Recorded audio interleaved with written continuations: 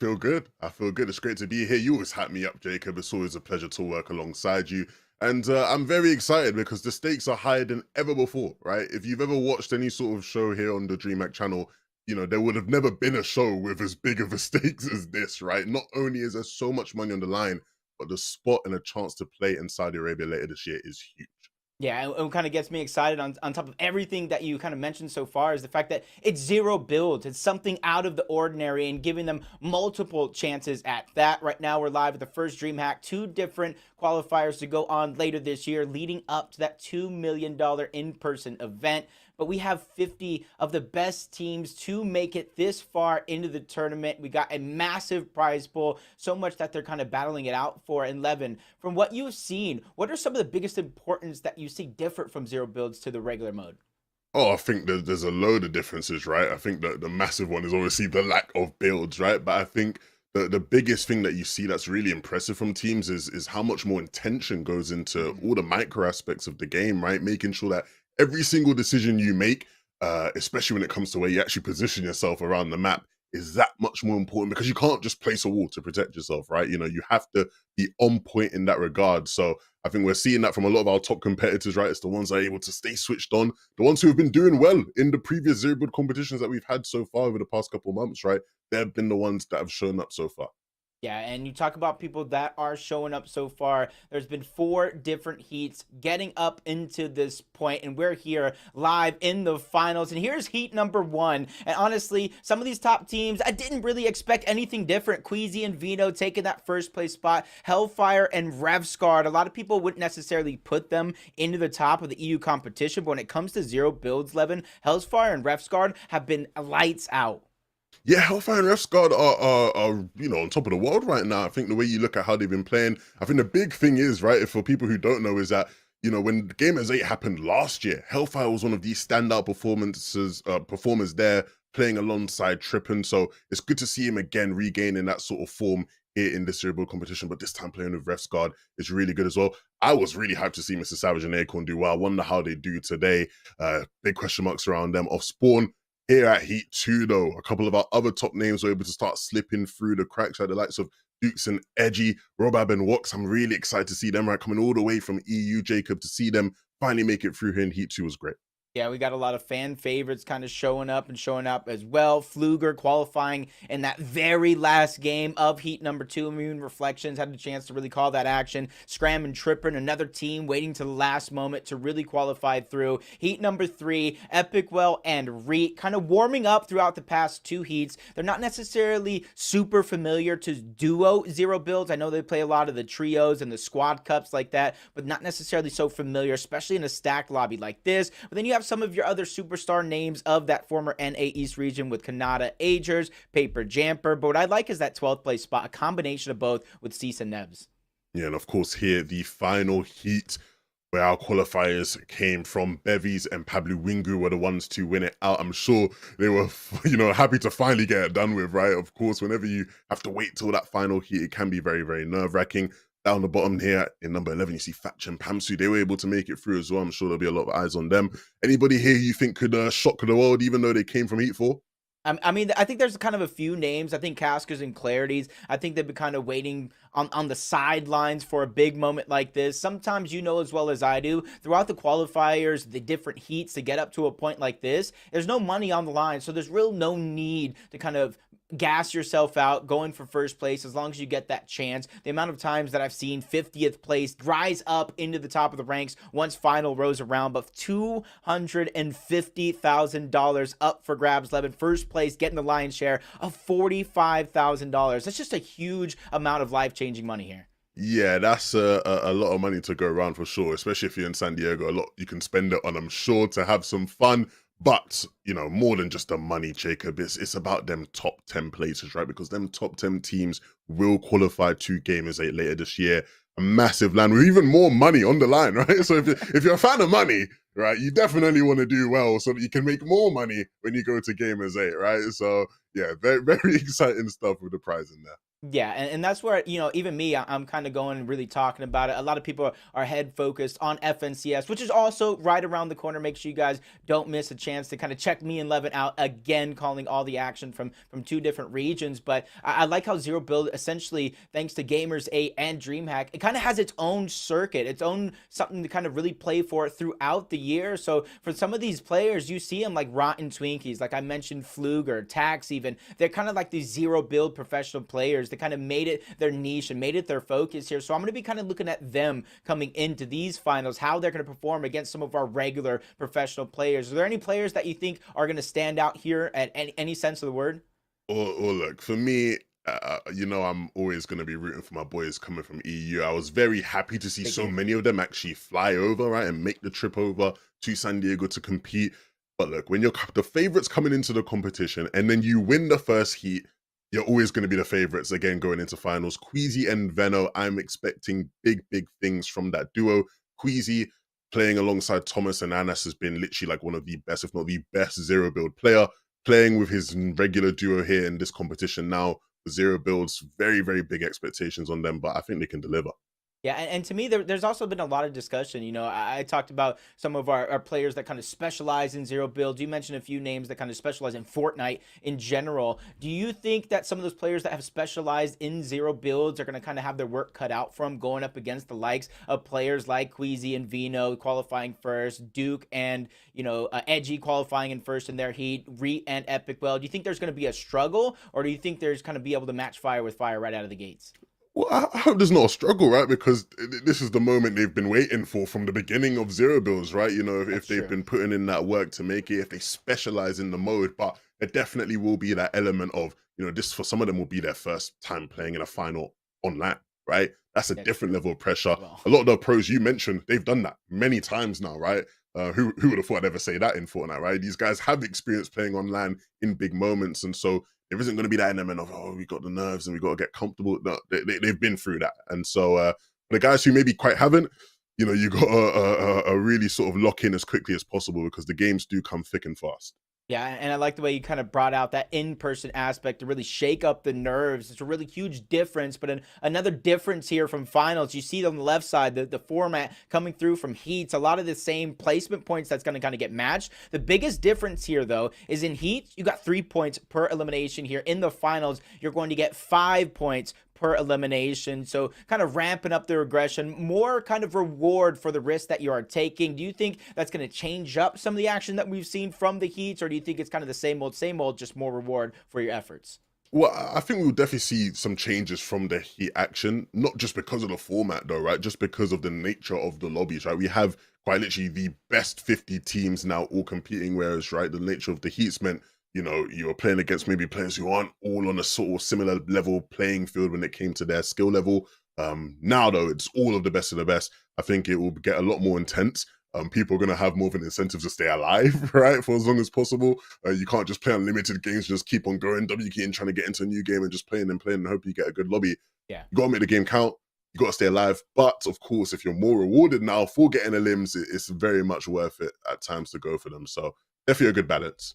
Yeah, and I think this kind of allows for people that might be down in game number 3, where we typically talk about the halfway point changing up depending on where you're at in the leaderboard. I think it's more pushed a little bit later on, maybe 4th game, 5th game, you start to think about changing up your strategy because of the point differential. If you're too far down on the leaderboard with your back up against the wall and you're not in that top 10, you might be looking to ramp up aggression, try to pick up a couple more elimination, close that gap just a little bit. But in a lobby this stack that we keep talking about, it's going to be hard to kind of find those easy picks. And I say easy, I do like air quotes here, because this is some of the top 50 players that have qualified here in zero builds. I don't think any aspect of this game is going to be easy.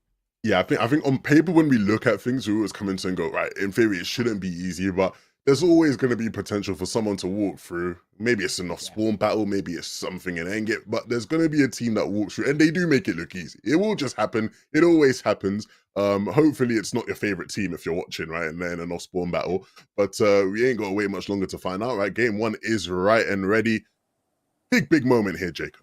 Yeah, big moment, because It's no more time to kind of shake off those nerves. You got to get ready for your drop spot. You see a north to south, a little bit leaning towards the east, slowly going towards the west as we end up at the end of that bus path. So we're going to see an early contested, brutal bastion, 3-team contested drop on that side of the map. You know, Pars and Baka, they got to the north, kind of uncontested. But we're going to jump on board for Cease and Nebs, the team that was talking about, 2 different regions, combining their forces here. Cease, one of the OGs, but Nebs is just getting tagged up right out of the gates. Yeah, and this is a duo that I really am interested to see how they play and how things work out for them. Of course, this isn't a team that has played together before this competition. And so, you know, big commitment, right, for Nebs to fly all the way over to play with Sisu. He obviously hasn't got experience with across the map, though. We have Abluingo and Bevies. They get started incredibly well here against Except and Dubs. Cheeky win off spawn is going to do wonders for the confidence moving forward. Yeah, those shield bubbles just played such a huge role here in zero builds, to where you can't build, you just pop the shield bubble down, you buy yourself a couple of seconds to work with, and Jace needs a couple of those seconds. He gets tagged up out of the sky and finds one of those vehicles sitting into the garage and quickly tries to make his way out. I see him looking like almost one of those solo arrows there on the mini-map, so he might have lost his teammate very early on. He's trying to make something out of nothing here in game number 1. Yeah, but I expect to see a lot more of those kind of gambits, right, where we just see players do everything to try get a vehicle, right? It wasn't a massive factor in some of the Heat lobbies we watched, but in the finals lobby, if you can get a vehicle, you definitely will profit from that. And I think we've seen that in many of the different iterations of zero build metas. Fight here at Naughty doesn't quite close out yet. Both teams down on shields just a bit, so we'll have to take some time to heal up and reposition. 3 shield barrels could be enough, but if you look at OPT, it doesn't have any more small ammo for his twin mag SMG, so it's all down to spraying and praying with his red eye assault rifle. They did find a med mist down below, though, if they did choose to pick it up, but you can see them, they're not necessarily using it right away because they don't want to give away that audio cue that they're weak, that they're forced to heal. Meanwhile, Turtle and Justice, before they kind of ended up in the attic of this building, you saw them get 3 shield barrels there that they kind of were easily able to pop, get at least 30 HP and shields back, but Turtle gets advanced on rather quickly. Fluger's going to have to lead the charge. He does have that Havoc Pump shotgun. He's putting it to use right out of the gate. Shield's getting drained down. Turtle's going to have to think about something here because both of them don't really have the loadout to kind of fight back from this. Turtle's going to go down. Justice left by himself. He doesn't have anything to throw any punches. That's Fluger and OPT qualifying late in their heat, making noise here early on in the finals. And I like the way they turned the tables there, right? You saw they were the ones down beneath in the building, looking low, looking scuffed, and then they went, you know what, no, let's go up on top, go to the roof, take the fight to them, force them down, and they win things out. Really nice stuff there. Yeah, and because you get at least one kinetic blade over there on that side of the map that naturally spawns there, kind of a static one. They're at least going to have some rotation to work with. Going to cross their fingers for a second one in the floor loot.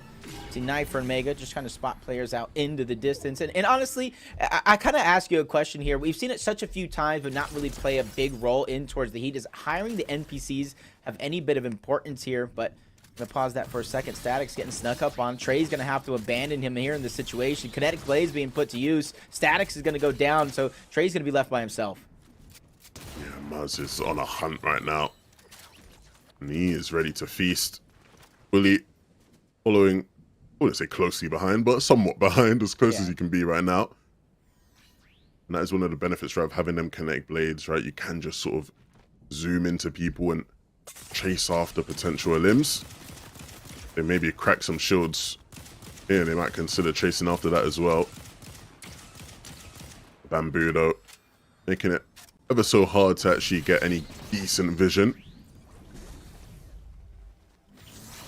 Bubbles once again. It's almost a must-have here in zero build, especially the later the game goes. Being able to stack those up, and that's the thing that a lot of players look for in our regular mode. When you think about a refresh, when you think about a siphon, you're thinking about the mats, you're thinking about the ammo, you're thinking about the HP that you gain. Here in zero build, it's finding the heals that they have left over, whether it's chug splashes, a legendary slurp juice, med mist, anything. But then more importantly is those shield bubbles, trying to get those recycled around. The longer you carry those into the game, the longer you're likely to last. Yeah, shield bubbles have been the meta, right?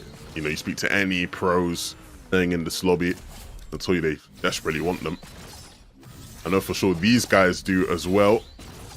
Malabuka and Pink, both winners at the last Gamers 8 respectfully in the different modes. Unfortunately for Malibuka, the mode he won in is no longer going to be an actual competition to partake in, but Pink, the reigning champion of Zero Build at Gamers 8, not playing with Anas in this competition, his duo that he won with, but playing with Malibuka.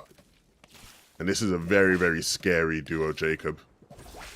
No, it's definitely one of the duos that we're kind of looking out for. I know, kind of watching Boop stream beforehand, he kind of put them into the top of his leaderboards, one of the teams to kind of watch out for. Just like you, though, kind of going for his EU boys there. But honestly, it's getting harder and harder as each season kind of passes. We see these international events, even though we do have contenders from these other regions, majority of those competitors that are fighting tooth and nail every single game are from the EU, including Hellfire and Refsguard. Everybody's really kind of expecting big things. Nip, Ninjas in Pajamas, picking up Refsguard, expecting big things from him in Fortnite in general. Gotta give him a huge congratulations. Well deserved from Refsguard as well. Yeah, Refsguard's been about in the community for ages. Been grinding, hustling. Up here above Mega City, they will have plenty of vision of all that's going on around. And of course, you mentioned how impressive Hellfire has been. Was very impressive at the last Gamers 8. But to be fair to him, he did have some shaky moments there as well, right? So I'm sure he'll want to try and get back there and prove himself. And that starts here with hunting down Epic Well, who isn't looking too hot, looking too good. And after taking a while to actually qualify through to this stage with Reet, confidence can't be too high, so he is able to get out, it seems, just for a moment. I think they've struggled to track him there. All the movement about in Mega City, right, just sort of benefiting him there. I'm just looking all around there on the mini-map, bottom right, seeing where's Reet. I don't see that beige arrow anywhere on the mini-map, which kind of almost leads me to believe that Reet was kind of taken down very, very early on, left Epic Well by himself. So for him to maneuver around and stay alive without any shields is going to be not only important, but so impactful in their game, depending on where they end up after this first game of the day. A team is going to be on the left side of Mega City as well. Another team just outside on the western edge on a mountaintop. Another team putting down the damage. That's Malibuka and Pink quickly getting the down onto Refsguard. And you can see in the minimap, they're closing the distance. Down goes Refsguard. Now Hellfire's left as a solo. Pink. Wow. What was that? Them shots were nasty. And like you said, they just got right in. They did not give him a chance to breathe. He popped the shield bubble, but it didn't matter. They knew exactly what they wanted, and they got it. And right back over to Pink Hill as well, after they pick up some loot. And the good thing about this area as well is that there are a decent amount of bushes, right, in this area. So they can just sit here. That mountain as well is so, so crucial. It's probably the best mountain in the game. And so that positioning they have is so strong. And as long as the zone pulls in this direction, across these 6 games, they will be a very, very important team to how the lobby plays out. Cease and Nebs all the way over in Brutal Bastion, still with a team in this area that's going to be taking shots at them. Cease having to dodge and weave. You got to wiggle a bit more, my friend. Barely getting away with his life. Luckily for them, though, they did seem to have some of that loot from the vault over towards Brutal Bastion, legendary slurp juices, and then you got to imagine they know how to scavenge around the POI that they land at to kind of recoup some of their losses there in the situation. Quinn and Vert just trying to play to kind of bypass everybody else, let everybody move forward into the zone, and that's one of the biggest things that you see different here in Zero Builds versus our regular mode as well. Everybody in the traditional BR just fights to get to the center of each and every one of these zones as they kind of close out. Here in Zero Builds, you see a lot of players playing towards the outskirts, playing towards the edge of the zone, and trying to gatekeep players out and try to keep anybody that they see in the middle and try to focus them. Pilkey's going to go down, though. Easiness kind of low on HP himself. If he doesn't have anything to try to pop here, it does look like he had at least something. He was going to go down as well. Maybe a legendary slurp juice, but Cease and Nevs know he's nearby. And this is the thing, as these zone changes, the lower damage that you do take later on in this, what you would seemingly later on in the zone, they can kind of lie here and just kind of gatekeep Easiness and Pilkey. Yeah, and of course, Pilkey was actually one of the players who qualified last year for Gamers 8, so I'm sure he'll want to try to do that again. The overall Zero Build player pool and meta has improved a lot since then. Oh dear. What's happened here for Mappy and Iron? Looks like Mappy's going to have to fend off for himself. I don't know if he's going to be able to get him up. He will try. Just call him behind this tree. We'll give them a bit of time for the revive. All right. Oh. Thinking the same thing. If he would have put that shield bubble down sooner, I think they would have still had the same chance to kind of close the distance with the kinetic blades, but at least would have made it a little bit more risky. It would have made Prospering and Merrick kind of second guess that decision, but Prospering, another one of the fan favorites that we've seen out here, kind of specializing in zero builds. Him and Merrick taking a few heats to try to qualify, and Mappy just using that large boulder, just trying to hide around. You got to imagine, if he didn't have the reboot card, probably waiting around to grab it later on. And I think the reboots are a little bit easier here in zero builds than some of the traditional modes that we've seen so far. We've seen a lot of players being brought back from the depths before, but Trippin and Scram, they're going to get taken out here in game number 1 by Trashy and Pump. One of the favorites here to not only get a spot in Gamers 8 after today's finals are done, but get a lion's share of that prize pool as well. Yeah, and understandably, man. Pump and Trashy are insane. They are really, really good. And I believe they actually won the Cash Cup, right, in NA, the most recent one that we had. So, from San Diego. On form, right? So, that definitely bodes well for their chances in this competition. Camsto and Fatch. A couple more struggles than I've expected throughout the heats. Kind of waiting till heat number 4, qualifying in 11th place in their top 5 games out of 8. They had 37 eliminations, and honestly, just like the SETI and Camby over on EU, I think their passive style of game plan might help them a little bit here in zero builds, at least until we get into those later zones, as Suns and Alex end up here in a 2v2 against Notch and Source. International battle here, OCE versus NA West. Notch and Source are going to quickly try to disengage themselves on out, try to live to fight another day, but they just put themselves deeper into the zone where they're going to have to kind of bypass Alex and Suns either way, so the inevitable is going to come to fruition once they get there. They have a chug cannon, so they're going to have more than enough time to kind of think about what their strategy is going to be. Yeah, but at a certain point, you do always wonder, when will you get to zone? The one thing I'd say, right, is an adjustment, especially for me, in comparison to zero build and the regular battle royale mode, is this season, right, with the way the meta is, if I see people in the zone this long, I'm like, yeah, your game's over. Like, don't even bother. The game is over. You ain't making heal off. But of course, not as much of a worry here in zero build. So yeah, that's kind of one of the saving graces where I agree with you.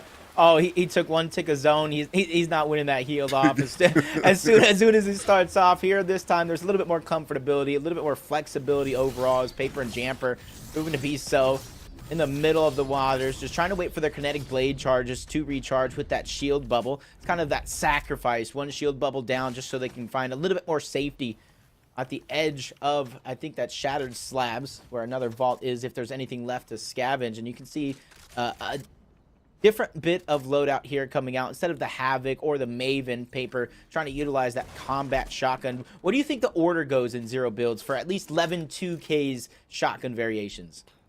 for me, it's I'm a combat man myself. But the thing is, I always tell people this. I like the shotguns that allow you to shoot multiple times, just because I have terrible like aim. Like my first shot accuracy is awful. So for me, I'm going, you know, the combat Maven. Actually, nah, I'm probably going pump over Maven. But yeah, I like the shotguns that allow you to shoot a couple times, right? Yeah. I feel like I agree with you. I feel like when I carry the Havoc in zero builds, I need the SMG, either one, whether if it's the twin mag SMG or the exotic variants that you can find in hollow chests, or the augments that you actually do get in zero builds is Mega Knifer trying to sneak up the side of a mountain. They get caught, gate kept out. It's going to be a huge battle going down against some of our NA Titans. N-Pen on the other side, taking too much damage, but bobbing and weaving in and outside of those shield bubbles. And those are the exciting fights that I do like to see. It's something that's out of the ordinary, playing the bubble absolutely perfect. D-Roller and N-Pen on top. Yeah, that was really nice. Showing what the shotguns can do, right? When you have actual good aim. D-Roller and N-Pen. Some really big shots here there as well, and you saw, like you said, just dancing between those shield bubbles, being able to get that timing right isn't easy. Definitely did well there to win that fight. But again, still way deep in the zone. And along their way, they will have plenty of opportunities to scout and pick up some loot. As you can see here, just here at the flag, seeing what's there for them. Eyes now again onto Marok. Fluger here as well in one of these buildings. And then Vortex and Volks repping OCE in another as well. Those are good positions to be in, right? When you can find yourself some buildings. There aren't a lot of, you can't provide yourself with cover outside of them, right? So good spots to be in. I'm just thinking back to my nightmares of different events, playing zero builds, and somebody's hiding in the rooftop of a building. As soon as I enter in, I see a bandage, I see a med kit. I think, ooh, shiny, and then I just got tagged out just like Cease there, sniped out of the sky, but quick reactions coming through from Nebs. Shield bubble down, but it looks like Blur and Thor are going to close the gap. Jamper and Paper get closed out as well. That's Pamstu and Fatch at the edge of zone. They're going to be able to get the res, unlike their counterparts on the other side. You see in the feed, Thoric and Blur are going to be able to clean up Cease and Nebs. It's actually Kanata entering into that fray as well. Pamso and Fatch are going to go down. Degen and His Lucky are going to clean that up. So many teams playing Janitor because of that 5 points per elimination. Yeah, you're not going to let a team off, right? If you pick up a knock, you just have to go in for it. I feel like a lot of these teams will be thinking a fight here between Revise and... Wow. Oh my goodness. It's that Mythic Havoc, bro. He just one pump Malabuka, essentially made it look absolutely easy. But honestly, I forget a team like Reciprocal and Revise exist. We've seen them in the last FNCS Major 1 take high ground after high ground every single time and eventually win a game, taking down Miro as Mappy goes down along with Fanaya and Agers and Kanata.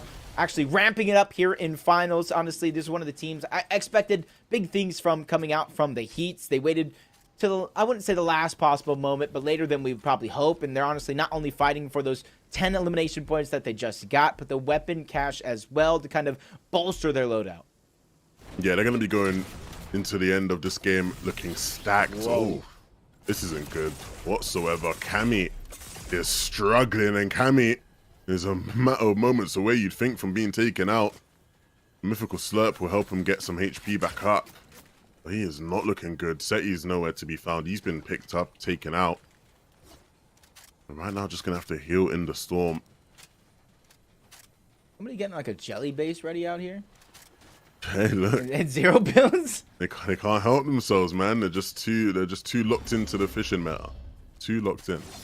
Uh-oh. There goes the warning. He can't stay in the zone that much longer. He's going to be taking so much damage. Thoric and Blur, you saw them take down a team just moments ago, but only getting one of the two players, so only 5 points being out of their total. See them spreading around the slurp juices, just making sure that Thoric can kind of get his shield on up. He knows being in the kind of the center here of Shadow Slabs, or at least lacking that elevation, it's not the safest place you want to be, especially since they know they're going to rotate from point A to point B. And instead of just grabbing the building, they're just finding a little crevice towards the low ground to where they can hopefully go unnoticed. Yeah, the problem is, right, is if they don't go unnoticed, then they're in an awful position, right, to defend themselves. The Seeing Revised dropping down. Can they start hitting big shots again? It's not going to look like it this time. That mythical shotgun will not be their savior. The fight breaks out. It continues. Frets and Bonti will go down. After coming off the high of just winning the fight they were in, instantly sweeped up. And that's another third-party situation we're seeing there, Jacob. Yeah, from 1v1 elimination races to the finals of DreamHack, Kika just kind of putting on a show, being led by Jivy as well, saving the day, getting them back in. Those are important eliminations that they were able to clean up, but down goes Blur. Thoric's going to be left by himself, and what you said essentially came to fruition. They did get noticed out. They were able to gather 2 more eliminations, but Blur going down, that could be the end of them. Is it worth saving? And I do see some damage being dished out by Prospering, just trying to make sure one less player that he does have to worry about, because he too is a solo left in a lobby full of Tigers. Yeah, we saw Marek go down earlier on, right? So Prospering's going to have to do this one all by himself. But the problem is the position he finds himself in is just so tough. stuck in between so many different teams with Texas and Axe Force. They're positioned here. They're waiting for something. I think they're suspicious of the players walking through that area. And now that they've seen for it, they feel more inclined to start to make their rotation in. And that's going to be one of the easier limbs they get all day. Yeah, just kind of catching them out. They had so many heals. They were kind of afforded the idea to kind of stagger themselves, take some damage, see if they can find any eliminations here towards the edge of zone. Pilkey's going to go down, leaving it all up to Easiness, who's not scared to go to the backside of zone, but he doesn't have that same luxury. He lacks the heals, but Fluger and OPT is going to take him out altogether, so he doesn't have to worry about game number 1 anymore. He can set his focus here on game number 2 as the shield bubble's coming down. That's Axe Force and Vortexers going in and out. They're bobbing and weaving, playing it perfectly yet again, leaving Fluger by himself. He's trying to go find some place to hide. The roller's going to go down, and as it shakes down, the zone gets smaller. So much action breaks down right before our eyes. How many times have we seen that, Jacob, right? OPT there just thought he was cool, thought he was chilling, and bam, Axe Force and Vortexers roll on in. Nobody's safe in this lobby. If you start fighting, be sure somebody will waltz on through and get involved themselves, back and pass, trying to stay low-key, trying to stay passive at this point. And where they sit right now isn't too bad as long as next zone isn't too restrictive in where they have to move to. Maybe we'll look to rotate along the ridge.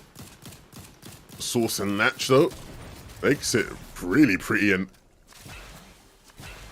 they can see exactly where everybody else is. The problem is they have to move into where these people are, and so making their mind up on where it is they need to go is the most difficult part about the game for them from this point onwards. Use them katanas to find their spot in zone. Trashy and Pump now are struggling because there's a player behind them. It's Jivy.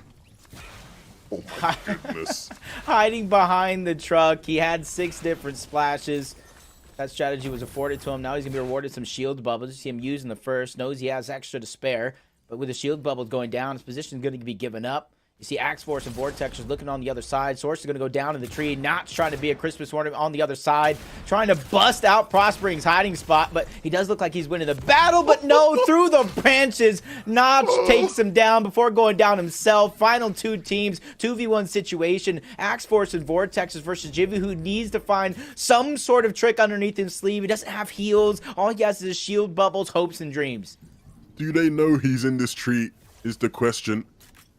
They're looking all around the place. He certainly knows where they are, and I think they know they are looking to chop it out. They're looking to chop him down, cut him out.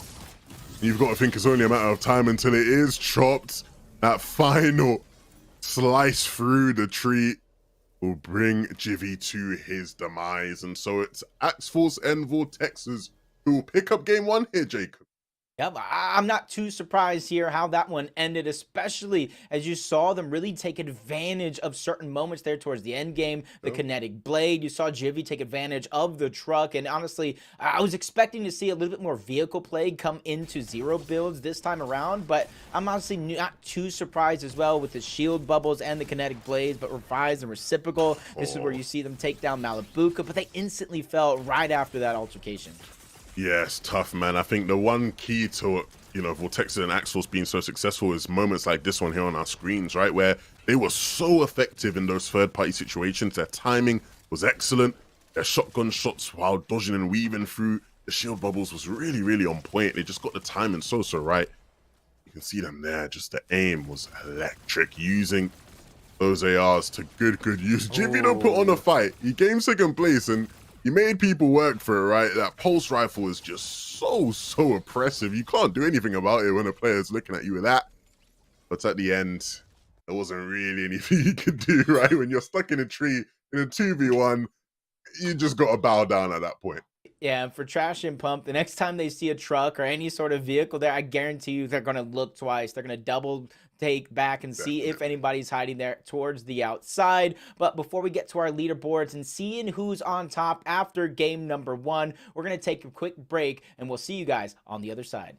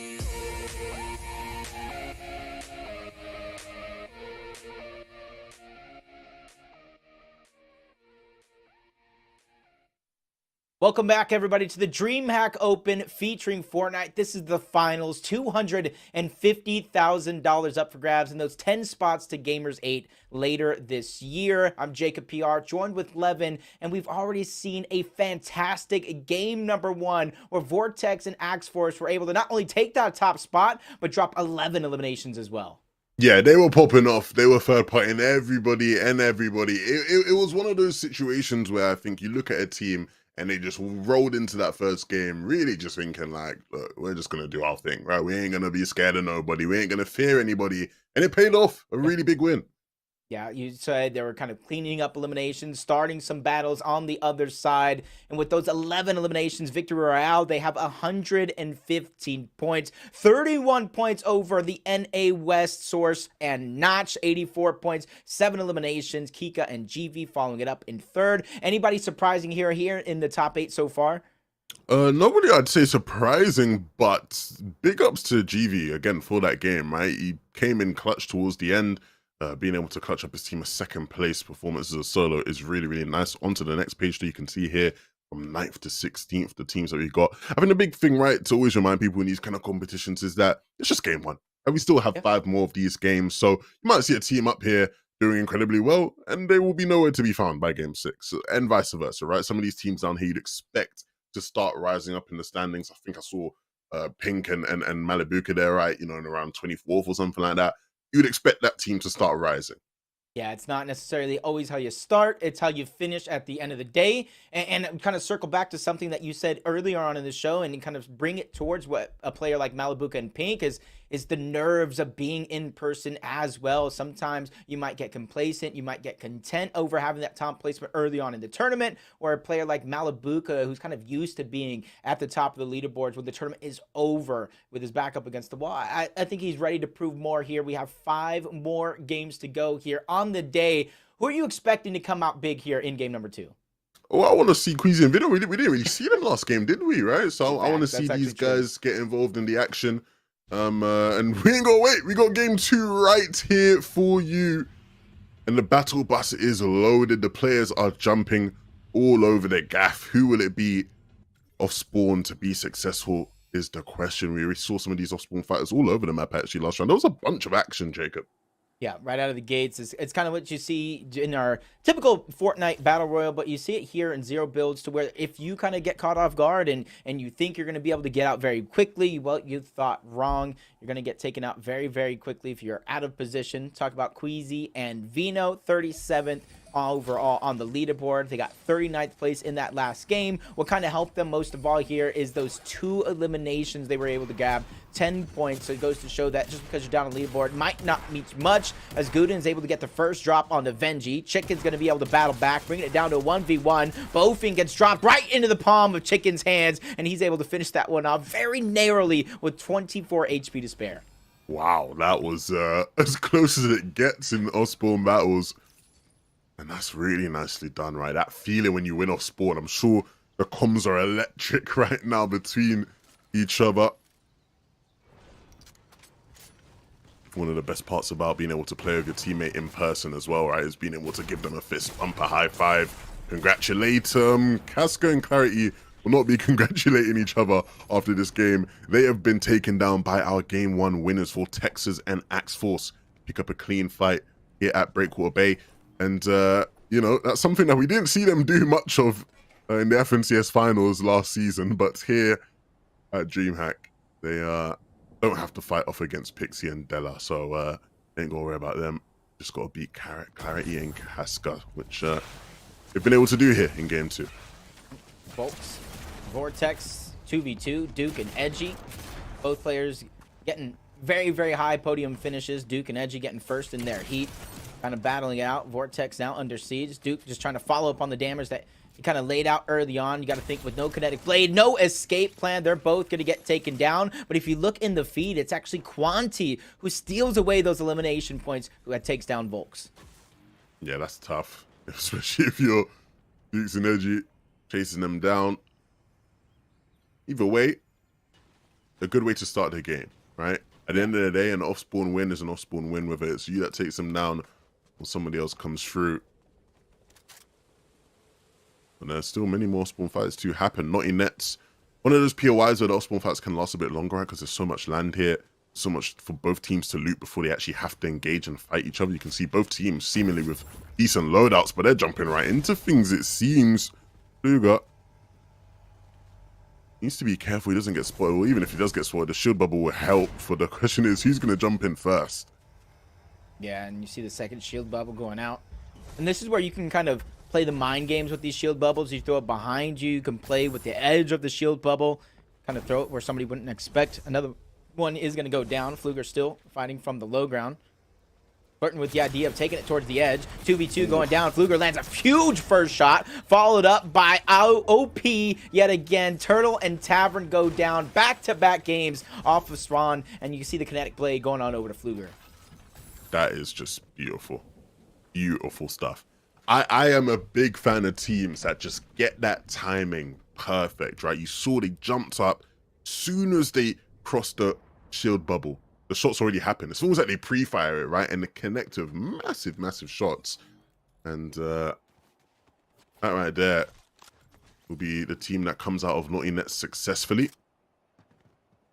Cease and Nebs didn't have the best of games in game one. They were able to get out of Brutal Bastion after some long, hard fighting up against Pilkey.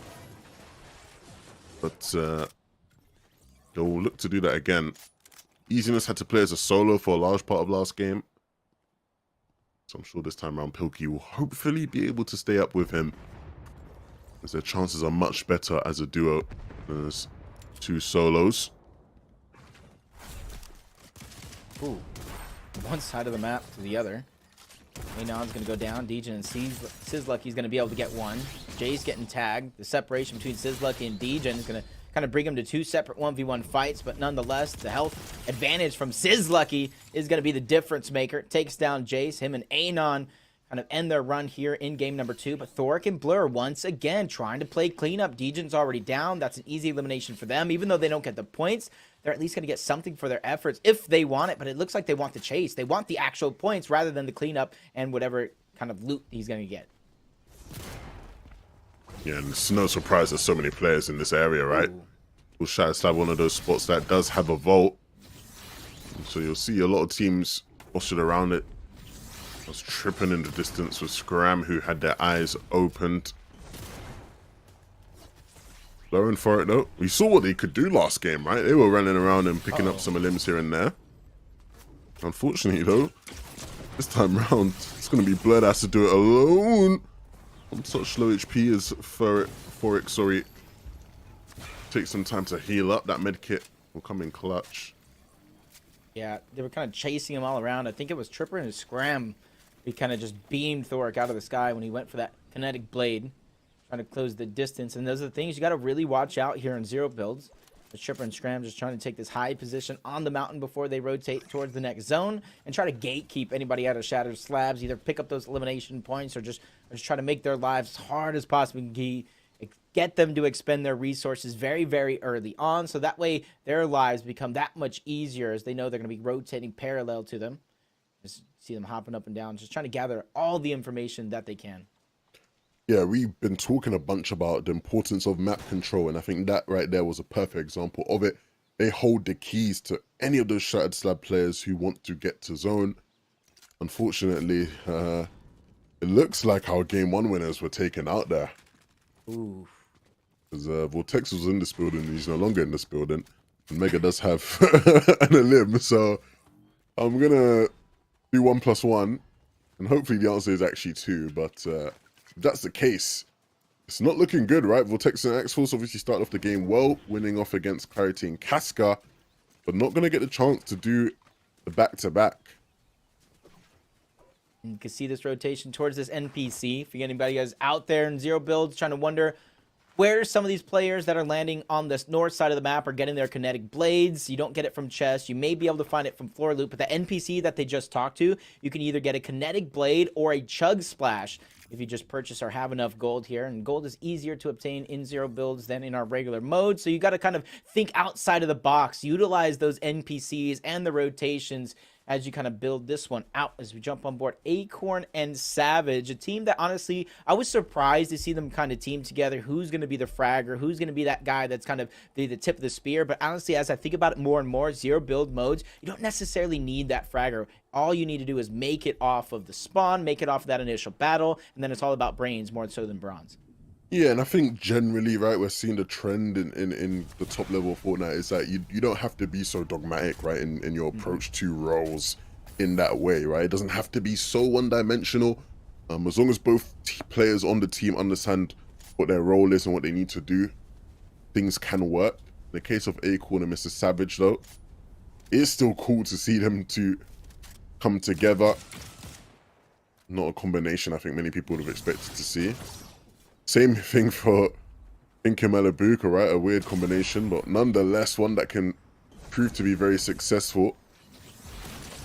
Pink just trying to time that shot, but Xset did a good job. Unfortunately, a good job's not going to be enough because Pink and Malibuka dropped down in another game here where Pink is hitting some really nice shots.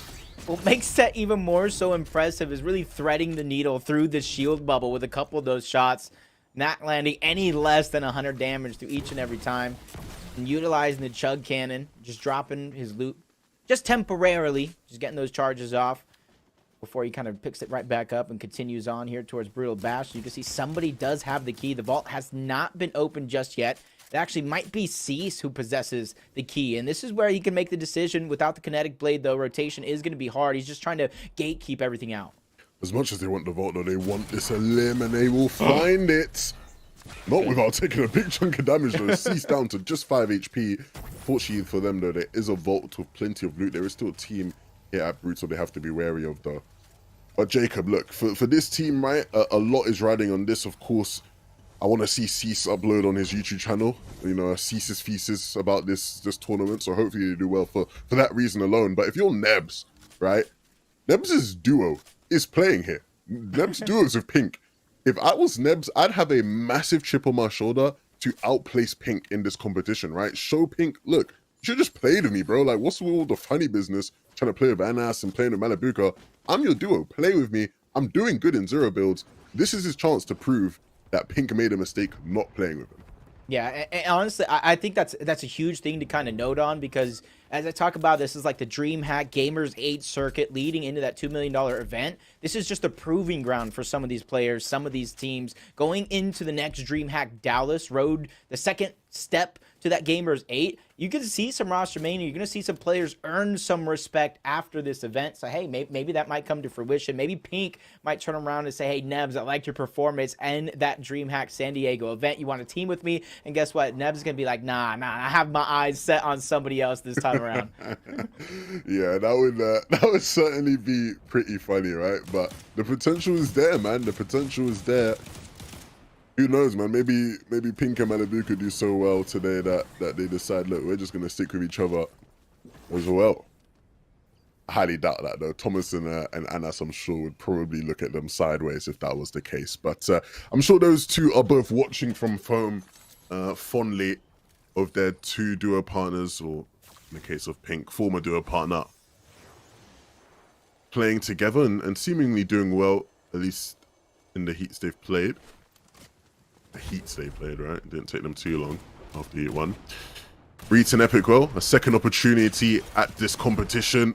And unfortunately, one that maybe isn't going to be taken, depending on how this 1v1 between Scram and Reed goes. That thirst there. Gonna get the chug cannon. There's also a shield bubble if he so chooses, but Scram choosing simply to get the reboot, the chug cannon, and get right on out. You see him in the minimap, close the distance, but he might have just ended up in between two other duos, making himself even more of a sandwich than he was just moments ago. Forced to hide at the bottom. Luckily for him, it's Revise and Sypical. I wonder if they're just camping the vault, or if they're... Yeah, they got to be camping the vault. They're not looting around. This is going to be interesting if anybody takes the bait. This is what I like about zero builds as well, because you can't build to protect yourself. You want the campers? Yeah. Well, not so much the because it's cheesy. I like cheesiness. Only on pizza though, because I don't really like cheese that much. Okay. Okay, bro. They're cheesing. They're cheesing right now, ear to ear. Wait for somebody to take the bait. No, if anybody does take it, I hope we get to watch it. And I hope we can have a live cam of them as well at their desk, just breaking everything in their setup in frustration. Somebody's gonna send out a message. Anybody have a keyboard I can use for the rest of finals? Would not surprise me. Pablo, one of the teams, honestly, throughout all of their heats, more particularly the last one that they used to qualify up until this point, they're one of the teams consistently going for this Rift Island, consistently going for those mythic overclock pulse rifles. This time they have a little congestion, quantity and threats. The big question though is, did they spot them out? Is anybody going to be brave enough to try to go for it just by playing how scared they're playing, or not necessarily scared, how careful they're playing here? I do think they know each other's there. Yeah, there clearly is some sort of knowledge there. They have some sort of information that they're kind of using to lead themselves. But from Brutal Bastion all the way to Slappy Shorts, quick rotations from Nebs and Cease. They did finally go back and get that vault loot before they got themselves a position on the top of the Slap Factory. So many teams all around, including Rotten Tweakers and Jax right below in the bush. Oof. Yeah, no matter which way this swings around, this is just not really an ideal place to be in, right? All this congestion just makes it impossible as a player to make the right move. So many different ways to get punished, even when you start making your way into the zone. A Cease and Nebs, the plan might be to just take everybody out. Then you ain't gotta worry about nobody, right? It's like the old classic, you eliminate everybody in your area, then you create your own dead side. But if that's not possible, then they will have to find the right timing to just sneak through. The good thing is, Rotten Twinkies and Jack is sort of moved in a direction that sort of leaves them a pathway. And there's a truck here as well that they can take, so not too shabby at all. I like this. You kind of, as I say that, they just immediately get destroyed. Well, I don't like it that much anymore. That's Duke. I liked it in the past. In the moment, because I was even going to point out in the mini-map moments ago, there was like 2 other trucks on the bridge. Something you don't typically see in the early game. You see it more towards the late portions of the game, but Edgy and Duke said, nah, none of that on my island. Quickly heavy snipes and just takes down the HP, forcing them to kind of return to the Slap Factory. And that not necessarily a bad choice for Cease and Nebs. If there's any barrels laying around, they can kind of recycle a lot of the heals. Duke just takes too much damage very, very early on. Edgy with a shot and quickly kicks him right out of the bubble, but returns back to the scene. Edgy goes down. Duke had no choice but down to that fight due to so much damage he took early on. Cease and Nebs, they get rewarded for all that effort. Give that man a map. Where are you going, Edgy? Why did he do that alone? Dukes wasn't even there to follow him. Like, if Dukes was there to back him up, fair enough. But he just waltzes on in and he hits a big shot, which is why for a moment I thought, oh my gosh, this is dirty, right? Like, you can't just do my guy Cease like this. But Dukes ain't there to back it up. And Nebs just walks in. But it's not going to matter because they go down moments later. It's Quinn who walks in now and picks them 2 up.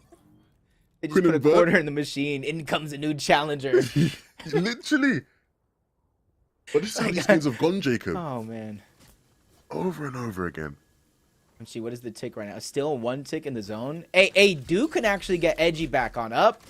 Due to so many eliminations towards Slappy Shores as well, you got to imagine the amount of scrap loot that's still there, the amount of heals that are still around. Duke and Edgy can actually get themselves back into this and kind of use that misstep as a lesson to kind of learn from it and progress as the game. Quantity and threats, though, over on the Rift Island, looking like they're using the shield bubble, kind of play with the line, get the loot, get at least something to work with. With the shield bubble going down, they're either going to have to expend another one or kind of abandon their progress on capturing. They're already inside of the zone here, and this is basically going to see who's going to outlast in the zone, who's going to use all their heals. But honestly, that's going to be a great strategy, because if they could somehow kind of push that other team off, even if they use the other heals, they can capture that point and get more legendary slurp juices for their efforts. My favorite thing about that shot is that when we were first at this island, like, the house was intact, everything looked good. You come back and like the house is like withered away. Like, these guys are still sitting here.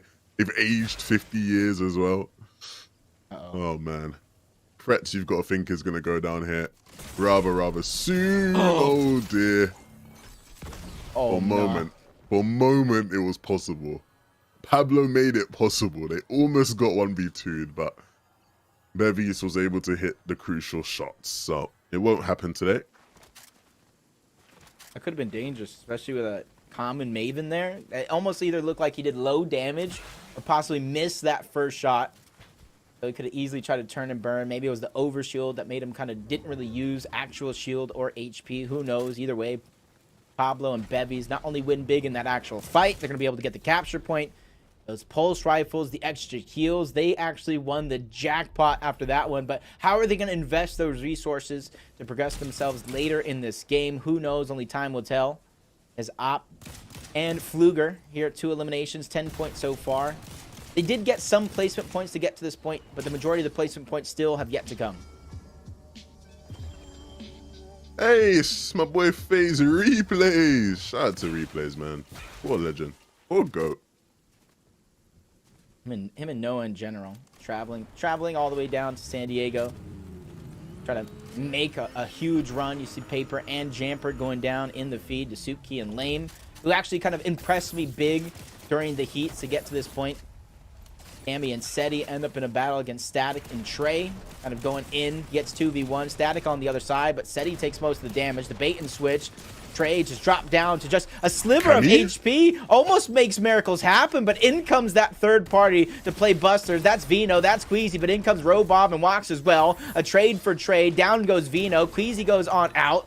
Wax is going to be the last man standing, but for how long is he going to be able to get the res? So many questions have now just been brought to fruition.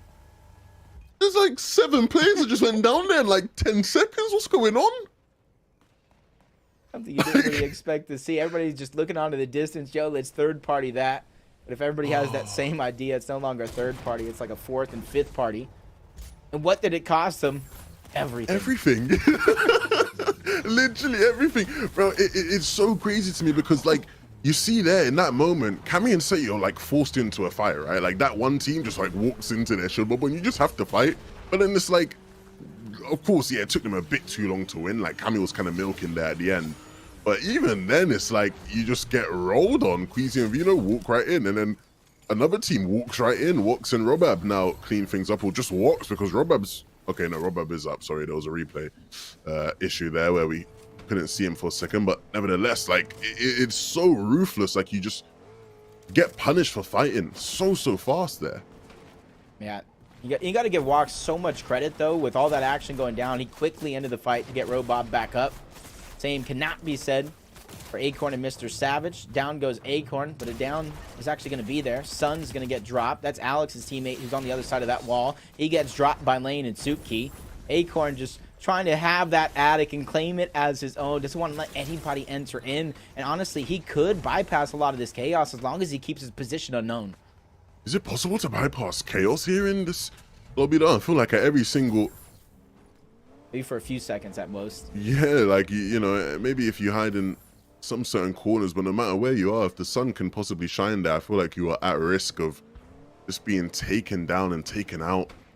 It's so hard. Acorn just sitting up above that building there, and I'm sure he'll wait for his chance to jump in and third party this because Kiss and Cracky are right in the midst of a fight. It's going to be Lame that picks one up. Super key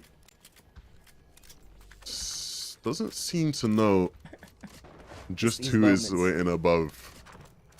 I don't know if Acorn can do anything. Go inside of the mind of Acorn here. What's actually going through his mind, seeing all these players right below, all this loot. Even if he doesn't see them, he hears them. But this is just the patience of an expert like Acorn.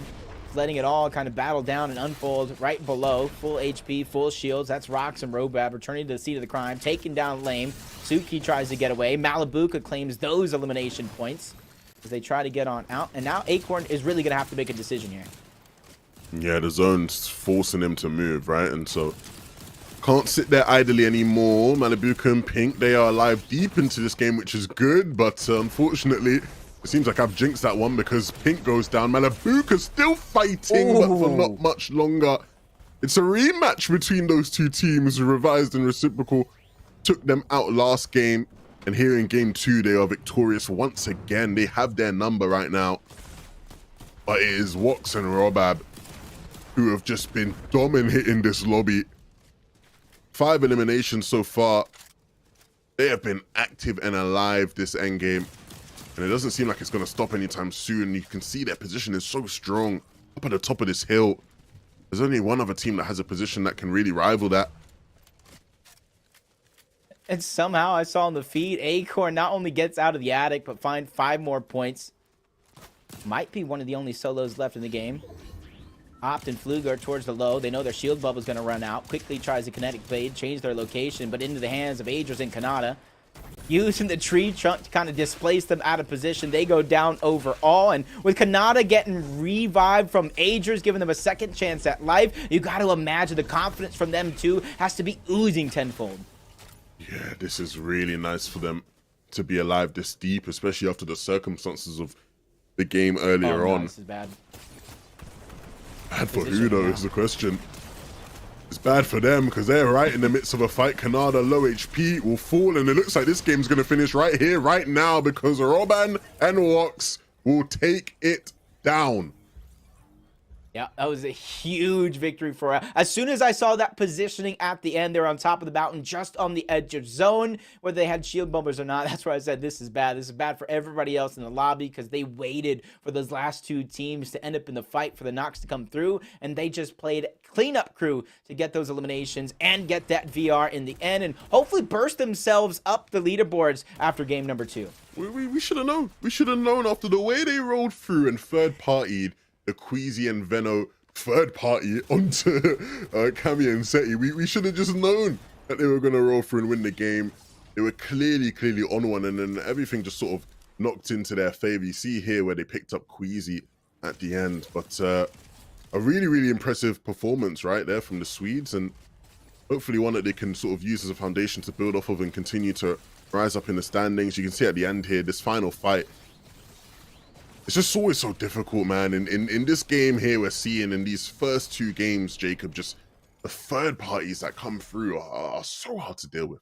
No, it's definitely one of the more tougher things in zero builds, especially if you don't have the zero build, if you don't have that kinetic blade or any sort of trick up your sleeve to kind of have an escape plan to get on out. And that's where you see Robab and Wox in multiple scenarios, not just there at the end game, throughout the course of that game overall, like you said, third party, and really take advantage of people's lack of awareness or those chaotic moments to go through. Yeah, well, look, we have plenty more chaotic moments, but if you want to know about them, you got to stick around because we have a quick little break and we'll be back with the leaderboards and play more action.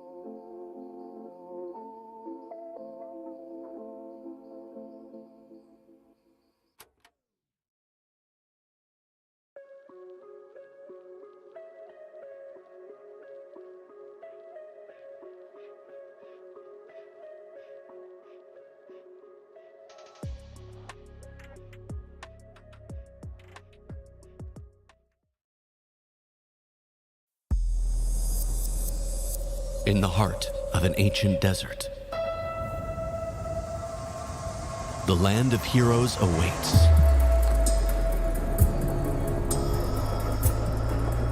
Prepare yourself.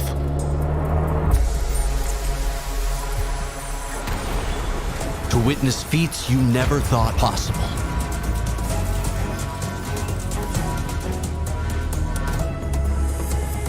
Records will be broken.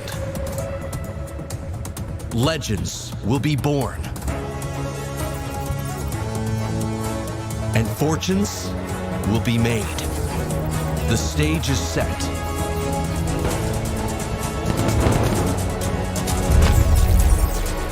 The largest esports and gaming festival the world has ever known. Ready or not, here it comes. Gamers 8, the land of heroes.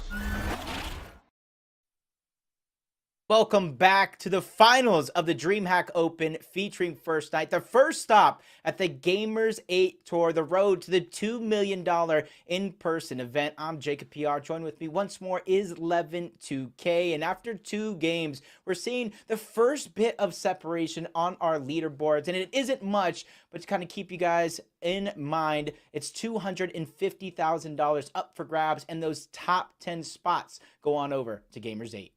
Yes, and I'm very excited to see who is currently in our top 10 as we head into game number 3, because as much as it's still relatively early on in the competition, man, we are going to start to see some patterns, some trends, figure out who's really here to stay in, who's going to have to go to Dallas and try find a spot at that event, right? But look, big ups to Gamers 8 and to DreamHack, of course, is a brilliant event.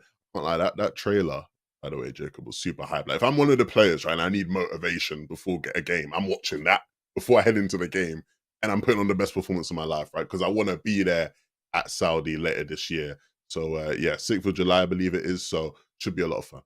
Yeah, mark it off. Save the date on your calendar. Make sure you called off work. Make sure you have your excuse ready, because they're going to ask you. They're going to test you on sick. That might not necessarily work. But EU, after 2 games, 11, they have came out strong. Axe Force and Vortex win game number 1. Robab and Wox rightfully deserved that win in game number 2. But where does the leaderboards really shake out? Who has that top spot? And where is that top 10 threshold? Because we talked about the top 10 teams will have earned their spot in Gamers 8 later this year. And it's interesting to see, is any names that kind of you want to predict, or you don't really have to predict as we pull up the leaderboards? Is there any names that kind of pop out for you already in our top 8? Well, I'm very happy to see, Vortex's Axels, Robab, and Wox doing as well as they're doing, right? Like, that is a very, very good thing, right? Especially for Swedish Fortnite, man. So shout out to those guys. Pink and Malibuka doing as well as I think many people predicted them to do so far in the competition, sitting in 6th right now. Like, that's a nice spot to be at for a duo who, realistically probably isn't going to be competing when it's all said and done, right? In the big moments, right? This is just like a temporary type thing. That's super impressive. Here at the other page, Bizzle Blake, 10th place right now. That's really nice. Shout out to Bizzle and Blake. They're doing really well. Yep, and it goes to show that 103 is going to be the threshold for now. Only after 2 games, though. But I only bring it up because you look how stacked that leaderboard actually is. 1 point separating 11, 2 more separating 12. About 12 points as you continue to go down. Prospering and Merrick kind of rounding out that leaderboard. Everybody really having a shot here, even down to 24. Sizlucky and Dejan. They just need to start thinking about later on in the game. What are they going to do? How are they going to pick up more eliminations? And it doesn't have to be a ton more, because it's still 5 points per elimination, and that is reason why Axe Force and Vortexers still claim that top spot. They had 11 eliminations in their first game, only picking up 4 in that last, but they still have roughly a 6-point lead. Well, yeah, with the nature of the format, the teams who are popping off and getting them elims are going to be the teams who are higher up in the standings, right? And I think the big thing, right, to sort of take away from that as well is how are the best teams getting their elimination? We're seeing it having that timing on point. The 3rd parties, the 4th parties, the 5th parties, right? You want to be the last team to jump into the fight, essentially. Both of our winners in game 1 and 2 were the teams that were doing it the best in those games, right? Game 1, Axels and Vortexes always seemed to be there to sweep up. Game 2, it was Wox and Robab's turn to do that. Yeah, and particularly Axe Force and Vortexers, they're starting off their games building that confidence. They're going up against Caskers and Clarities. I do believe it's towards Breakwater Bay at the northwestern part of the map. So if you're starting off kind of getting those eliminations, you're building your confidence, you're claiming your POI, and slowly but surely beginning to kind of rotate in, that's how you continue to build that momentum and hold on to that consistency throughout the tournament. But, you know, I talked about consistency, 4 eliminations, going down in 22nd place. They have to have, you know, progressively better games as the day does go on if they want to hold on to their spot. I know Fluger and Opt are doing very, very well themselves. They had a 5th and a 10th place, and I'm kind of looking at 11 eliminations so far between them two. So you got to be able to kind of match that consistency through and through. You don't necessarily need those VRs and those top finishes every single game. Yeah, a couple pop-off games here and there will do you wonders, right? They will do you wonders. I'm sure a lot of the teams, right, who currently sit in some of the higher positions, especially right with some of the EU ones, I'm sure we will see them, especially later towards the year, you know, at like the DreamHack Summers of the world, right, and at those events in Sweden, especially if you're like Wox and Robban, for example, right, that's like a home event for you, right? So I'm sure we'll see a lot of those teams later down the year. They'll be able to get some reps in, some practice in, regardless of where they place today. I think the big thing is you can already see where some of those guys are just more experienced. They're comfortable in this environment, right? Especially for the Swedish guys, had the DreamHack Winter, DreamHack Summer. They've played at those events, you know, to bring your own computer type setup. They're comfortable. They are ready for this moment. And they're showing out so far today. Yeah, and I think a lot of people don't realize like how comfortable you have to be, because it's not just like playing a regular old in-person event. This is a DreamHack event. This is a major event for so many other, you know, games as well. You're gonna have noise out the arena. You're gonna have the crowds kind of crowding around you. So you got to be ready to play not only on a big stage that DreamHack is providing you, but play with, you know, so much noise, so many different distractions. So you got to be able to focus up when it matters most. So that's why I want to kind of give credit to for a team like Revised and Reciprocal. They're slowly but surely each and every season building more and more stock to their name, to where they are becoming more and more noticed, more and more noticeable, to where if you don't see them in some of these end games, you're more surprised. And I like the way they're doing it from the regular build modes, consistently trying to be one of those teams to take high ground. And in these zero build modes, you talked about kind of getting those eliminations and third partying. They're one of those teams that are kind of inching themselves to be one of the more aggressive teams in the lobby. Yeah, and I really like the point you made there about being able to sort of stay locked in no matter what's happening around you, because there will be a lot happening around you, right? Yeah. You know, there will be your fellow competitors getting taken out, raging, slamming desks, shouting, doing, you know, all the works. I remember last year, DreamHack Summer, we were casting like the final game, and it's like a concert starts mid-game, you know. So it's like, you know, I'm casting again, I'm oops in my ear, you know. So you always got to stay locked in regardless of the environment around you. And it's not necessarily the easiest thing to do, but with 2 games down, 4 more to go, we're going to jump into game number 3, the last game realistically of the half, and honestly the 3rd straight bus path that kind of differs so much. West to east, north to south is going to be the pool. So typically, instead of seeing the early brutal bastion this time around, we're going to see some shattered slabs in our western side of the teams that are contested. I think I'm doing the running man just right out of the gates. Yeah, oh, that might cost him though, because he's going to be running right back to the lobby. Axe Force is currently down. That leaves Vortexers to fend off Spawn. And this is a fight that they've won in the previous games, but it looks like Clarity and Casca here in game 3 are looking a lot better. And yeah, Vortexers will be snuffed out. That is going to be it for our team, who was doing so well high up in the standings, but now we'll just give everybody else in the lobby a chance to catch up. Yeah, that was a huge cutoff as well, because you saw he was trying to go for the kinetic blade. He was trying to go for an escape route, and he can later backtrack with how long those reboot cards have on them in towards that top left side of the map, assuming the zone does not pull here. So its zone is, or the kinetic blade is still there. That would have been a great escape plan as Mappy and Fanajan against Jaith and Yamzo. They've been more times than not kind of really taking it to them. Once more at that, down goes Yamzo, down goes Jaith, and it goes to show that sometimes you just got to land at a spot that you're more familiar with. Yamzo has never really landed here before, unlike Fanajan and Mappy, who have so much familiarity with this side of the map. Yeah, and that familiarity is everything. Fanajan and Mappy are also pretty decent off spawn fighters, so if you're Yamzo, you might want to reconsider moving forward, especially with a lack of success here in game 3. Checks and bolts. At first, they weren't necessarily landing over here towards Slappy, switching it up. I wouldn't call it the last second, but later than Edgy and Duke would have hoped. Not a ton of time to really plan about this contested, but a lot of damage going down onto Vortex early on. Duke and Edgy trying to close the gap, finish that one off, but so much damage by Vortex to kind of back him up. You see the extra kinetic blade towards the top, but Duke cannot grab two. He's just trying to go up and over, grab that additional angle with the combat shotgun that could do so much, but that third party coming in from South Slap, he's going to stop him dead in his tracks. Yeah, and he needs healing and fast. Like, he needs to really find something. I'm sure you'll be praying Chug Jugs just magically get added back to the game and he can pick one up right now, because the HP and the shields are not looking good at all. I believe that was a med miss, maybe that he uses to get his white HP back up. Either way, they should be good. Sorry. They are just going to sort of play things a lot slower now. Be a bit patient. Yep.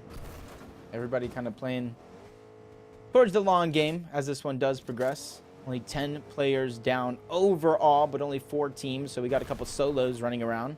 Mappy and Fanaj, and this is where I wonder, one of the hiring NPCs is over on this side of the map. I haven't seen anybody really utilize it to perfection just yet, but I'm interested to see if anybody's going to try to pull that trick underneath their sleeve. Down goes Jack. Rotten Twinkie's probably somewhere trying to hide, bring him back into the game later on. Hopefully he had the kinetic blade to try to keep his show on the road, maybe a slap juice, something to work with to try to create some distance between him and Degen as he's lucky. Yeah, you can see Degen is clearly very, very hungry for this limb, and he'll be rewarded.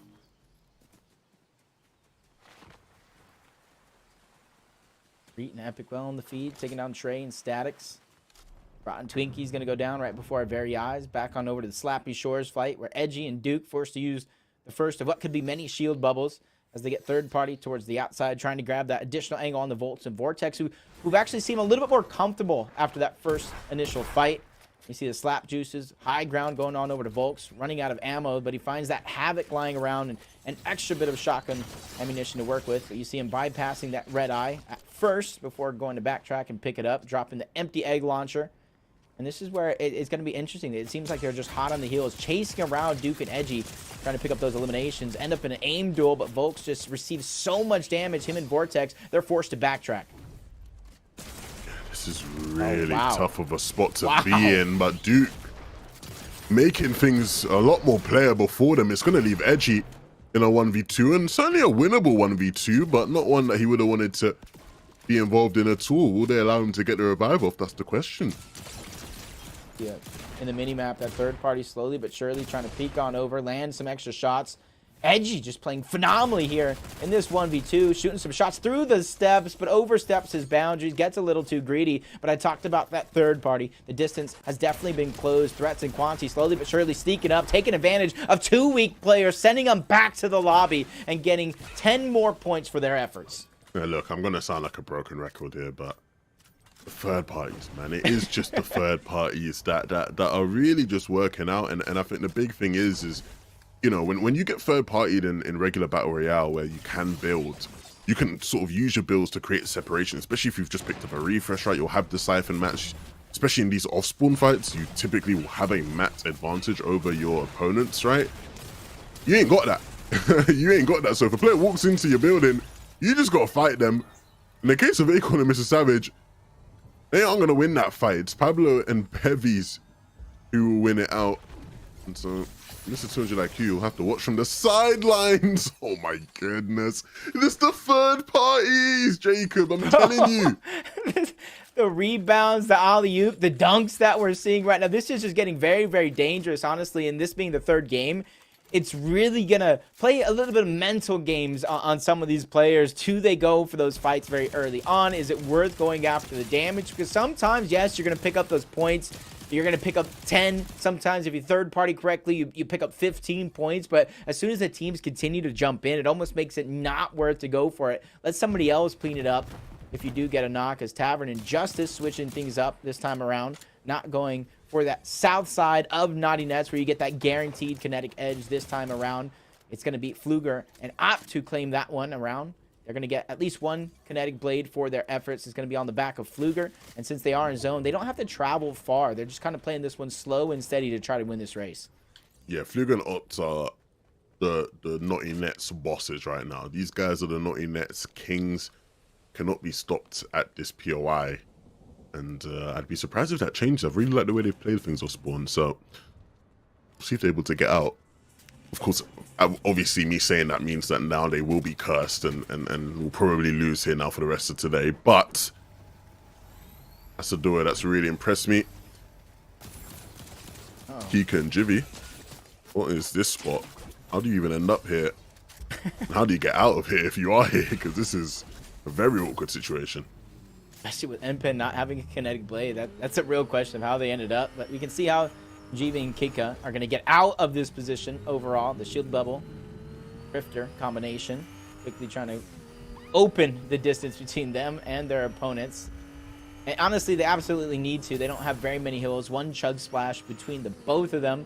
And that's why you see them entering a POI like Slappy Shorts. And that's why you think an augment like Treasure Hunter would be so good in a situation like this. It kind of spots out chests that are in POIs once you enter them. But even if they're going to get the chance, Quanti and Threats want to kind of close that opportunity. And luckily for Quanti and Threats, or Kika and GV, I should say, that one chug splash kind of phantoms that they're fully healed up.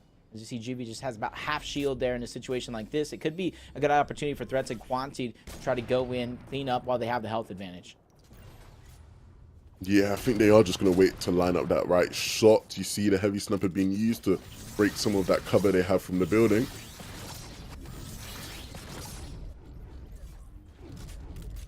They're going to get out, but I think the zone just keeps pulling over here towards Slappy, but Trashy and Pump, the third team, to really interrupt this Naughty Nets POI, but Trashy just takes too much damage. That's Opt and Fluger are really taking advantage, but Pump gets the knock onto one. Fluger, just a sliver of HP, gets sent down as well. Luckily for Pump, they're going to be one of the last teams remaining over on this side of the map, so an easy reboot is going to be had. And of course, as I mentioned how good they've been at Naughty Nets, they go down and they lose. But against a very impressive team, right? Trashy and Pump are one of the better teams in this lobby, so no shame in that. I think the problem there, right, was that Fluger was so low after winning this fight. I'm surprised Fluger even won his 1v1 because he was so incredibly low. And I think at that point, if you're Opt, you just have to stay alive, right? Give Fluger a chance to regroup, fight as a 2v1 instead of the 1v1s. But unfortunately, they will have to go back again next time. Another thing that made it obviously very difficult is that Trashy and Pump obviously sort of just waltzed in here, right? They weren't the team that initially was landing here. And so in that sense, indirectly, and less of a fast-paced third party, but still a third party nonetheless, Jacob, has been the trend for today. So Trashy and Pump will win here at Naughty Nets. Fanaj and Mappy will win what seems like with their two eliminations against Eamzo and Jaith yet again. Ref's Guard and Hellfire, we already saw them third party. One team so far, and they're just trying to cement this house as their own. And honestly, I like what they did. They broke open some of the builds, not being next to the windows, trying to hide their position as much as possible. They have that exotic accelerated Maven shotgun, so not only is it going to ramp up as each shot does hit, you're able to get that siphon and kind of move around rather quickly. Seen it almost save the day once before here, but the timing wasn't there. Kind of land those shots. Degen and Sizlucky right on side. The outside of that house in the bush, Thor can blur. Have some distance to cover, as we saw this one. And this is what makes it so interesting for some of these teams that do have the kinetic blade. You see them not using that one to kind of rotate so far. They're trying to save those charges just in case they do get shot at. Kind of use it as like a get out of jail free card because you cannot build here in zero builds. So you don't have much defensive efforts to go through if you don't want to waste those shield bubbles. But oh my God, Jackson just gets taken down by Vert and Quinn, who are just reading some books next to those bookshelves. That is so tough. Vert and Quinn, they do the spectacular. They do what everybody wishes they could do. In that they are sitting there camping and the team just walks right into their crosshairs. That's real tough if you're on the receiving end. But if you are the team that pulls it off, it's very satisfying, to say the least. Just reading those books, how to get elims in zero builds. It was like picture proof of like how to set up a tent, get some s'mores, and you just wait for your opponents to come to you, but they're just outside of zone. barely outside of zone at that, but nonetheless, they do got some distance to cover. And there's another team, Clasker and Clarity, is very close nearby. They're doing the just same thing. outside the edge of zone as well. Yep, just waiting for anybody to really come near. They're not reading books, though. Nope. They just have their audio cranked up, just waiting for somebody to kind of have some sort of misstep, make some sort of audio cue. Blake and Bizzle, they got themselves some good real estate. During the summer, this has got to be a good ocean. But for now, it's just iced up. No, you think they like ice fishing? Bizzle seems like the kind of guy to enjoy fishing. Bizzle might. Yeah, Bizzle seems like the kind of guy to enjoy fishing. So probably they are in 10th, right? Or at least coming into this game, they were the team in 10th. So they've been doing something right, and this game will be huge for them if they can go into the halfway point, sitting, you know, deep into that top 10. Like, that is gonna be wonderful for their confidence. Bizzle, regardless of where he stands in sort of rankings and considerations amongst NA players, always seems to show us some sort of performance when it comes to lands. Yeah, like Thoric and Blur, they're just taking our time. Blur, even though some people might not necessarily know his names, he's actually a grinder when it comes to zero builds. Multiple top finishes in a few different tournaments.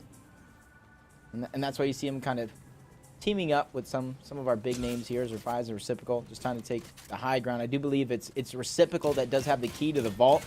And they're trying to play keep away from everybody else. Instead of directly going for all that loot that is in the vault, they're letting the zone kind of go in. They're forcing all these teams to kind of go forward ahead. And that's where they're going to try to strike and open up that vault and just kind of keep the loot to themselves.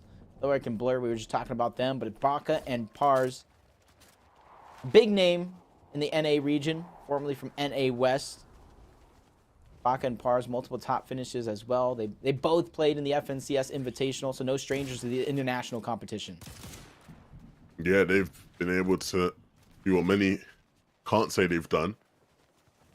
They've been able to do what many, or literally everybody playing in this competition wants to do, right? Play in a LAN final in a nice big venue somewhere far from where they typically play their Fortnite games. Pars and Baka gonna use these nades now. None of the nades gonna connect. Close by though. But the problem here for Blur and Thoric is, look at their position at the bottom here of this hill.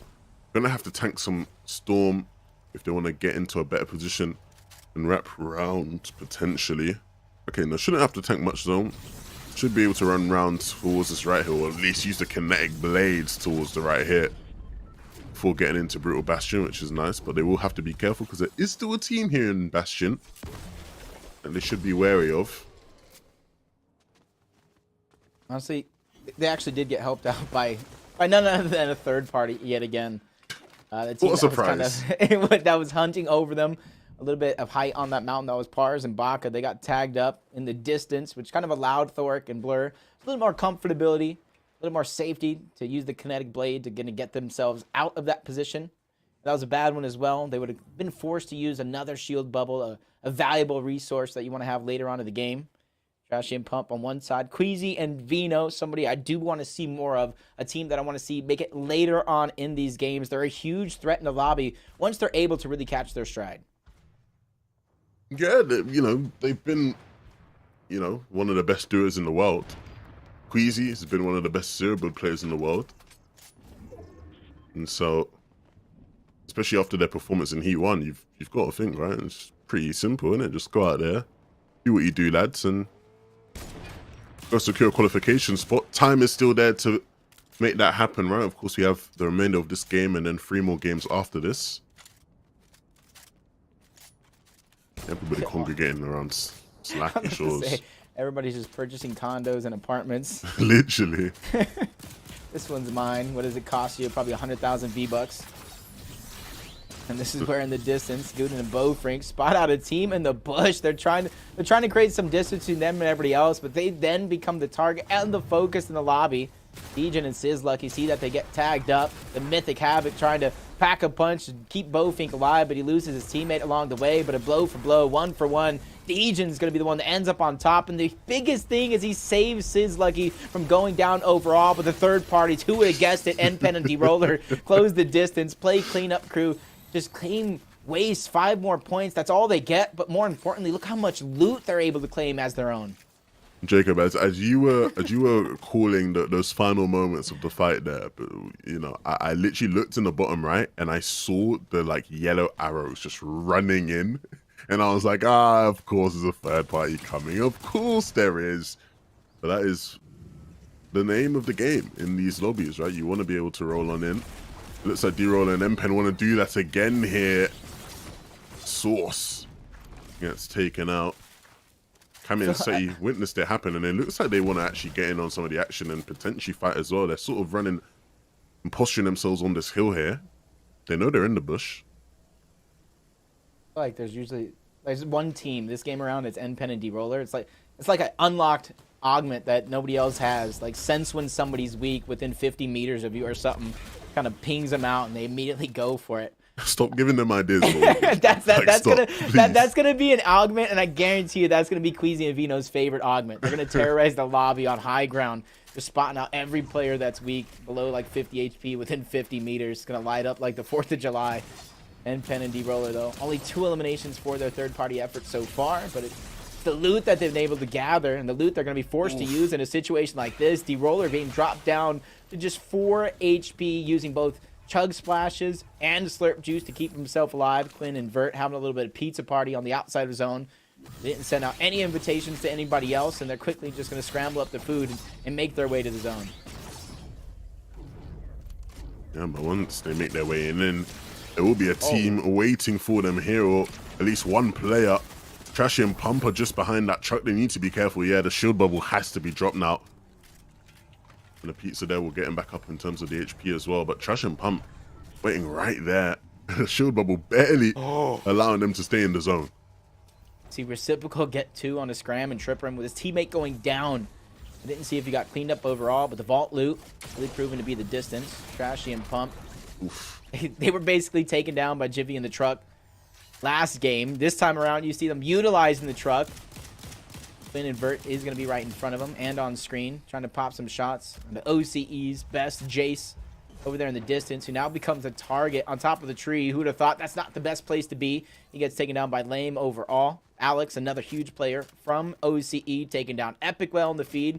Reed's going to get dropped by Accept as well. So another one of our superstar teams here in the lobby get taken down. Yeah, and it's not quite been their day, right? It's not been their tournament as a whole, to be fair to them. They've struggled to find any sort of meaningful rhythm. Paz, though, unfortunately loses Backer here. So he's going to hop in the truck and just try drive off. And to be fair, D-Roller lets him get away. Vino in the feed gets taken out there. And we're seeing a remnants of what was at least Vino in the past. Unfortunately for Vert, though, he won't even be able to profit from it, because right there, it's Noah who waltzes on in. And he's going to continue his pursuit with replays by his side. And there will be opportunities because Trashy and Pump are right there. And they didn't drop the shield bubble in time. And so 70 damage will be taken. But this dude has to get to zone. But they just want to fight. They just want to get in. They don't want to stop anytime soon. And it might just work out for them. And yes, it will. Noah picks up both. Replays needs to be revived. Will he have time, though? It doesn't seem like it. Queasy, he wants some revenge. He's not going to get it. Noah takes him out, but he can't go any longer. He runs out of gas, runs out of steam. And it's another team that will waltz on in and take that loot. I don't even know if we can call it third parties anymore. These are fourth parties, fifth parties. Fortnite sent out invitations and didn't even tell anybody. These dealers on M-Pen were able to skate past all that right below, getting themselves a position with a little bit of height. Cammy and Seti nearby got themselves a little bit of trench. Muzz is going to get taken down in the distance, trying to kinetic blade his way to safety. And I like this loadout from D-Roller. Mythic and epic different variations. And you see the chug gun as well to kind of keep themselves in tip-top shape once they take these battles in the distance. And they're absolutely going to need this because they have one of the more farther pulls when it comes to zero pills, which is going to be a nightmare for them if they don't have some sort of strategy already down-packed. Oh. I love the effort, actually, coming out from Bizzle with those really grenades. like the effort, yeah. Almost. Close but no cigar. We have legendary slurp juices, chug splashes. He's going to go ahead and drop the chug gun. Go ahead and keep it going. Mappy and Fanajin is going to go ahead and take advantage of damage they put down onto Blake. Bizzle's just going to try to run out, survive as a solo. Even hits a ride into Fatch. But he's going to go down. Third party, fourth party, fifth party coming in. Pamso and Fatch even taking part into this one. But I think Pamso got taken down, or at least knocked there into the distance. Seti and Cammy quickly drop her down the shield bubble to try to protect themselves on the edge of zone. Fanajin getting tagged out of the sky, but quickly drops the shield bubble in the nick of time. But so many teams are beginning to go on the hunt and chase him down. Yeah, but you're seeing just why the shield bubbles have been meta. Give you that extra bit of protection for a couple moments, couple seconds, before you can rethink your plan. And you can see right now the plan for Crackly and Okas is to just sneak up on here, and it might just work out for them. Misses that first shot, but it won't matter. They pick up one, and Mappy now running all around into the truck, and it might just be his doom. The pulse rifle cleans him out. Just quickly hopping into the passenger seat. Maybe they won't notice me, he says to himself. Moments before disaster. Mention how great they're doing. Endpen and Lame both getting taken out of the sky. Wow. And we just have seen our final three teams really present themselves. Seti and Cammy, Quanti and Threats. And over on the other side, Crackly and Okas. Everybody really trying to stay alive. Quanti and Threats just trying to use the shield bubble in the car, inching themselves closer. Honestly, the team that is going to be the last with the shield bubble is going to be the one that is worst off. And that might be Seti, that might be Cammy. And that's why they're using the natural, unbreakable terrains to their advantage. Yeah, and look, props to Seti and Cammy, just in their typical style. They've made it to this stage in the game with only the 2 eliminations. Their counterparts can't quite say the same. Quanti and Threats have 6 so far this game. Okas and his duo have 7. But Seti and Cammy will need to try find some if they have any hope of staying alive in this one. No, it's not going to happen. Seti falls. Cammy just trying to get out of dodge as quickly as possible. And for just a couple moments, he will. And that leaves time for these two teams to face off against each other in a final 2v2. And it looks like Threats is not going to be a beneficiary of it. Crackly and Okas hitting big shots. Them pulse rifles are so hard to deal with. Cammy finally falls now. And so Quanti just has to tip over before Okas and Crackly can claim game 3.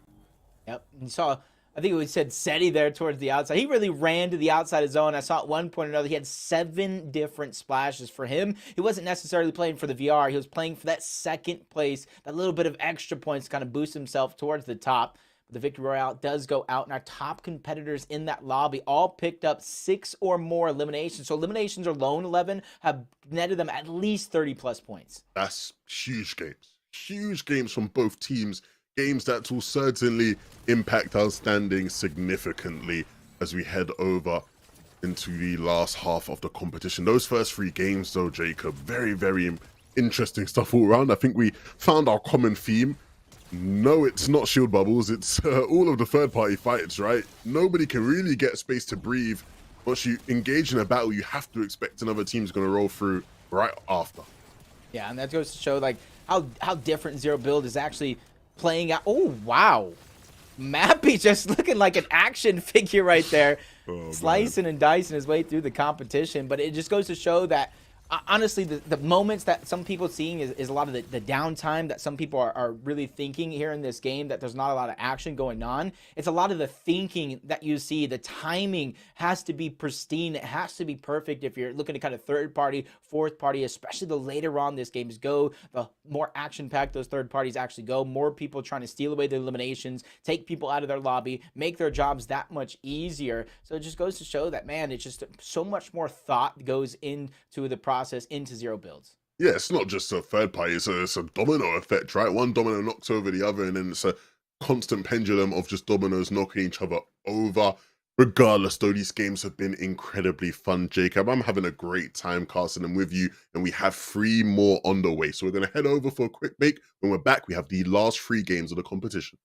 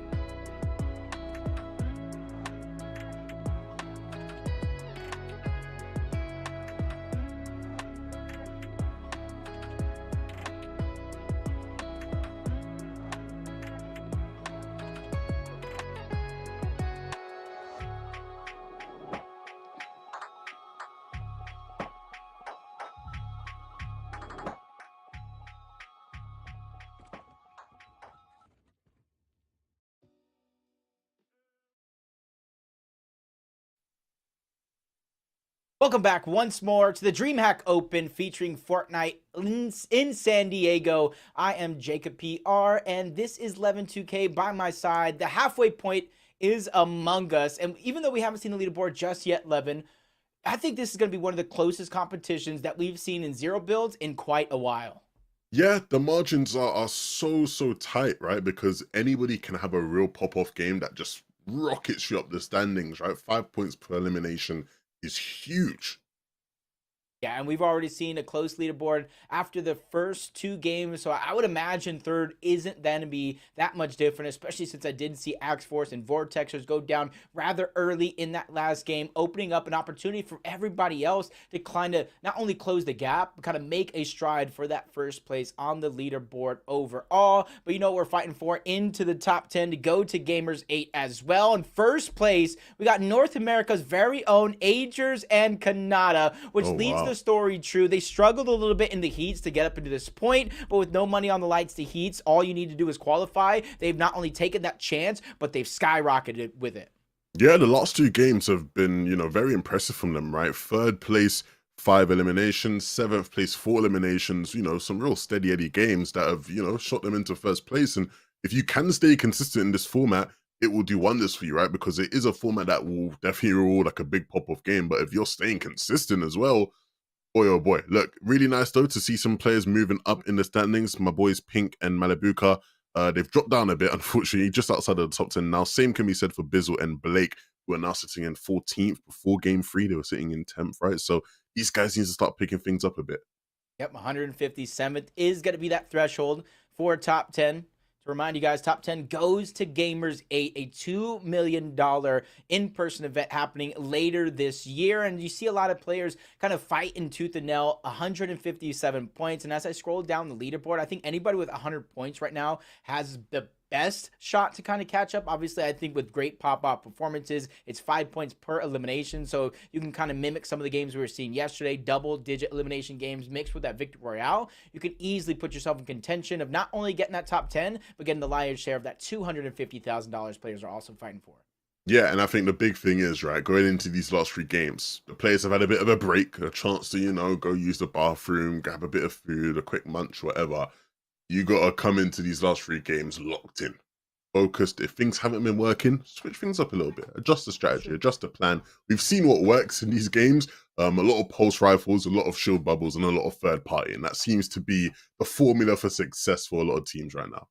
Yeah, that third party is kind of dominantly being one of those factors, but you're kind of seeing players kind of really utilize their heals just a little bit more, staggering themselves out more so in those 5th, 6th, even 7th zones to try to give themselves as much advantage in an inevitable fight. Because, as the zones continue to close later on in the game, especially in zero builds where you can't really protect yourself by placing a build, those fights are going to come to fruition. So you want to at least start thinking 3, 4 steps ahead, try to give yourself some advantage, take a couple of ticks of the zone to deal, 30, 40, depending on if you 3, 2, 1 along with a teammate.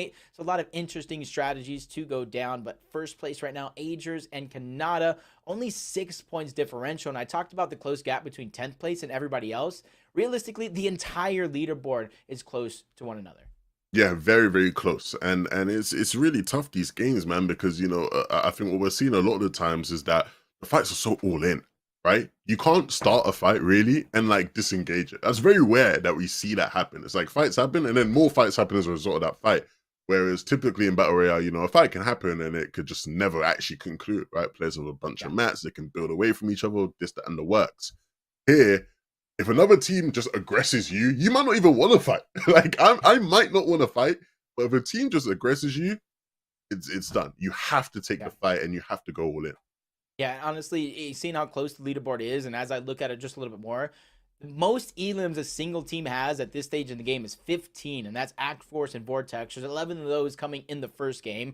Right behind them, you have 2 teams with Fluger and Opt and Crackling Ocus with 14 eliminations. So you got to realize that even though that's not a ton of eliminations, with 5 points per elimination, they are really going to make a difference in a leaderboard that is this close throughout each and every one of the heats to get up into this point. In our last and final game, we've seen teams qualify in that last game with with eliminations and Victory Royale. So I don't think the finals is going to be any different as long as one team doesn't begin to pull away in our second half. Look, let's think about here why we haven't seen teams maybe chain a bunch of eliminations together, right, and have crazy big games consistently.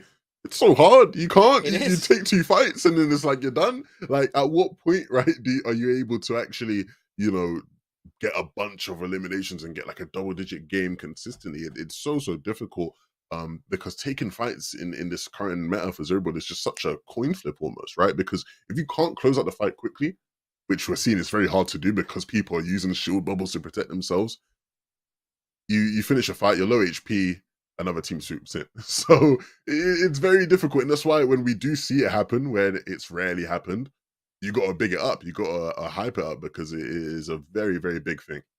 Yep. So right before we get this lobby going, we're going to show you once more what all these teams are fighting for. Gamers 8, that $2 million in-person event, which is right around the corner.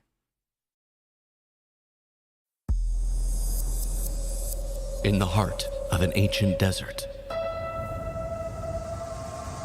the land of heroes awaits. Prepare yourself.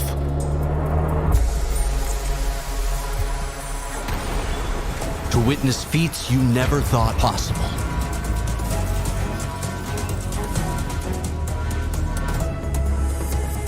Records will be broken. Legends will be born.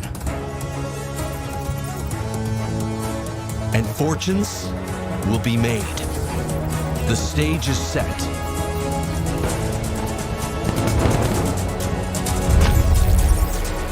The largest esports and gaming festival the world has ever known. Ready or not, here it comes. Gamers 8, the land of heroes. I love the sound of that. It almost gives me chills right now. The largest esport event in the world. And honestly, it is going to be something that is going to be hard to top. That experience is why a lot of these players are fighting. Of course, that prize money adds that extra edge as well. And that's why you see, man, top 10 is going to be so important here in the lobby that is this close. Yeah, no, I can't lie. I was fortunate enough to be there last year, Jacob, and after last year's event, we were like, how are they going to top this? Like, how? Like, it can't get bigger and better than this, right? Like, this is crazy. And then it's like, we're announcing it for this year, and they've topped it. It's gotten bigger. It's gotten better. So, yeah, if you're one of the players there at San Diego, you know, you will be doing everything in your power to make sure you're there. If it doesn't happen here at San Diego, you're going to be at Dallas. If it doesn't happen at Dallas, you're going to be at Sweden in summer. So I'm sure loads of players all around the world will be trying their best, you know, and that's why we've seen so many come from all different regions, right? We have so much region representation here. And so, yeah, I think when you watch that video, especially, how can you not want to be there?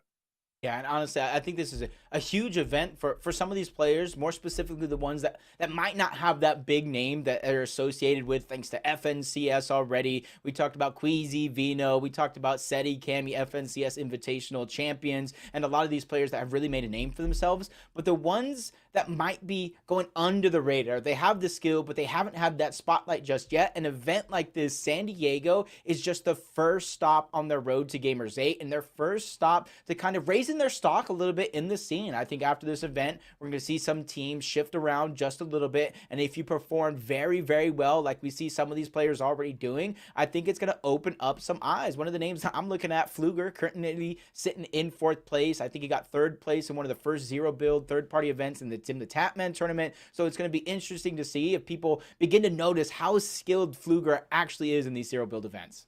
Well, look, from what we've seen today, I've definitely seen it. I was really impressed with their approach to fighting off Spawn Naughty Nets. Unfortunately, you know, it didn't quite happen for them in the last game. Unfortunately, right, they got third party by one of the best teams in the lobby, in Trashy and Pump. But you know, for the most part today, everything they've shown me has been super top level stuff, right? And so again, it is shown there is a pathway open for the players who maybe don't come from that conventional, you know, battle royale background of being pros and then just competing in these tournaments to really make a name for themselves. Yep, he's also one of our collegiate players. We talked about Revise and Reciprocal as well. Consistently improving step after step, event after event. But I want to give some shine to, you know, Alex from OCE, 13th place, a region that I don't think a lot of people give respect to the top professional players over there. They can fight with the best of them, and which is why they're in this tournament and they're in contention of even going to that Gamers 8 event later this year. I think each and every opportunity for these international competitions is just going to help everybody in Fortnite progress in skill overall. Yeah, and just from like a personal standpoint of like, if you're one of those OC players, just making the trips out to these events, right? It's a commitment. It's not easy. The long flight times, I'm sure, can be hard, but these guys do it, and they are very passionate and they grind. And you know, let's hope one of them will at least get, you know, the rewards reaped for that. If you finish top 10, it will be all worth the while. Yep. Just kind of remind you guys that the leaderboards, Kanata sitting in first place, 181 points, only 6 points between him and second place, which is Crackley and Okus. And as we continue to slide down that leaderboard, the threshold that we're looking at for the second half, 157 points, which is now housed by NPen and D-Roller. Right below them, though, 2 points, your boys over from EU, Pink and Malibuca. And with 3 games left, and with the point in the format structure, 60 points for the VR, 5 points per elimination, I don't think we're going to see a clear winner until maybe that 5th game when the dust settles going into that 6th. And that's a huge maybe because the way they've been turning out, first place, our top competitors going down rather early, and then everybody else kind of stepping it up once they see that opportunity present itself. I think this is going to come down to literally our 6th and final game.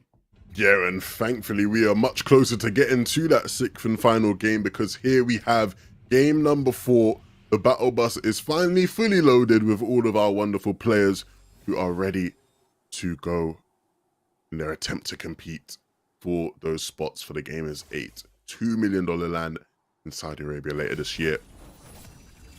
Crackly on the right of our screens, Ages as well on the bottom right, our first place team.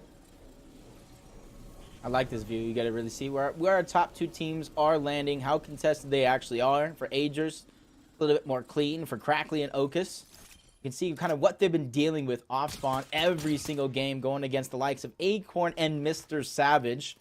It's not too easy players to go against by any means, and that's going to be a great find for Crackley right out of the gates. Basically a full-on loadout. Add in the shields from the shield keg with the kinetic blade. He's definitely going to be able to pack a punch onto Acorn and Mr. Savage if they don't see this one coming. The element of surprise, it goes a long way, especially in these Anvil fights. Here, a fight we've seen many times today between Clarity G and Casca versus Vortexes and Axforce, and once again, it will go in the favor of Axforce and Vortexes. They did have a game off, but now they are back. Better than ever. Yep, already kind of swinging for the fences. 2 elims, but Edgy kind of oversteps his boundaries just a little bit. That's Volks hiding up the top.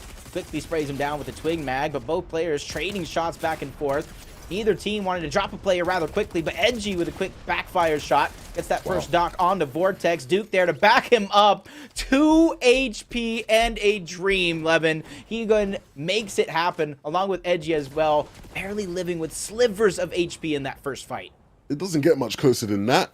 Both players going incredibly low, but yet pulling through. And look, we were bigging up the OCE boys before this game. That's 2 OCE players who just get taken out there. But it was so close. Edgy and Duke, so they're clearly feeling very confident for what you've seen from him in these fights, Jacob. They're not willing to, they're not shying away from them, I should say. They're very willing to take fights wherever and whenever. Same can be said here for Degen and Sizlucky.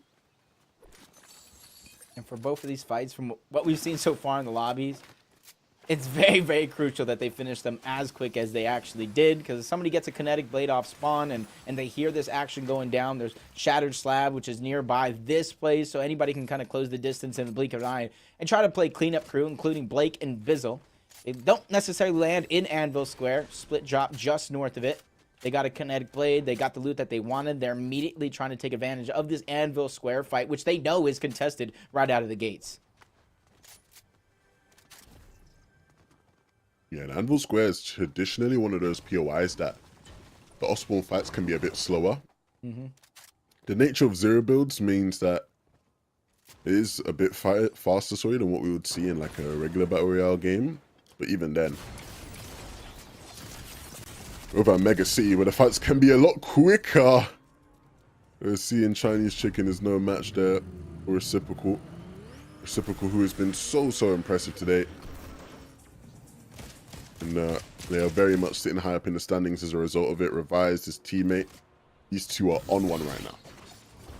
Yep, in the distance, you have, I think, Epicwell and Reet battling it out against another team over here. Might be Noah plays and replays. Only who knows here at Mega City. Another solo kind of running around in the middle. That's the player who just recently lost his teammate. And that's what makes it kind of easy here. If you know the terrain, you know how to traverse through Mega City. If you lose a teammate, that is going to be replays. It's easy to kind of have your opponents lose track of you with the zip lines, with the kinetic blades, the amount of buildings, the hiding spots that go around. So it's almost not even worth for Epicwell and Reet to kind of chase him down at this point in time. Yeah, and especially with how their games have been going, it might not just be the best idea at all, right? These guys have had their fair share of struggles. I'm not too sure where they're sitting in the standings now. Let me try and find them out, scout them out. They're currently sitting 34th in the leaderboard. So, yeah, not what you would expect from the premier team from NA West. New environment, though. Not only speaking of zero builds, but kind of moving over. Centralize themselves, kind of match that North American region this season. Brackley's going to go down, so one of our top competitors is immediately out of the game. Source gets knocked trying to kinetic blade to safety. That's Fluger and Opt on the other side, and from spawn fight to spawn fight, they're immediately taking it to their opponents. You got to imagine where Tavern and Justice are positioned at as well. This is one of their landing spots. Pink's going to go down to the feed to Hellfire. So much action breaking down. We're not even at the first closed zone yet. Yeah, Fluger and Opt, again, showing us why I was bigging them up at Naughty Nets. They do seem to be quite successful. They're very familiar with the spot. Clearly, Source was no match there, especially for the heavy sniper. Malabuka down in the feed as well, and so Hellfire picks up both of those. And that's actually very interesting, right? Pink and Malabuka haven't really struggled much in that off-spawn area. Pink obviously being very familiar, landing there in duos most of the time. Well, Hellfire and Refscard rolled through and picked up two nicer limbs, and now they control one of the best spots on the map. This hill here gives you so many lines of sight on all the players in the bottom right of the map. And if it weren't for those trees, actually, that'd be a great spot to kind of spot everybody out from so many different angles, even though it's not necessarily the best position they want to be. In the feed, we saw Muzz moments ago. Got a knock on at least one player here in this direction. We're trying to look. What did he see there? That's Muzz and his godlike aim being put to use. Suki and Lane, we've seen them chase down players left, right, and center in our last heat of the day yesterday to qualify up until this point. Trying to catch a player on the tail end. Some damage is better than none. Muzz finding that second one onto Accept as well. So Steamy Springs, a little bit southern from where the zone is at, but for Suki and Lane, who technically land on those kinetic blades, is going to waste no time trying to get to zone. Yeah, it shouldn't be too difficult for them. And it doesn't seem like there's a lot of players in this general area anyway.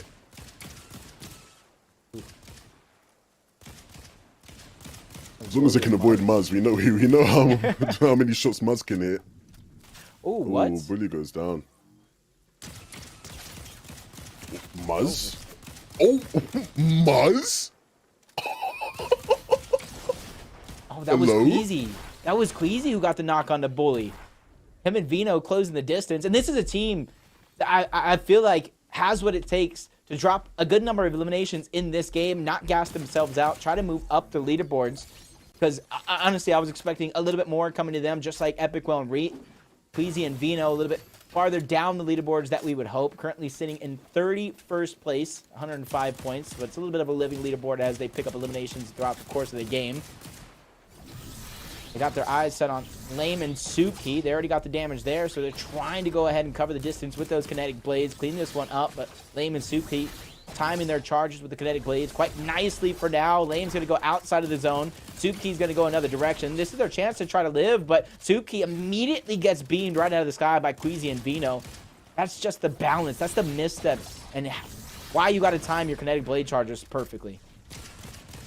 Oh. And the good thing about where they're fighting here now, way deep into the storm, is that they don't have to be as worried about like third-party potential, right?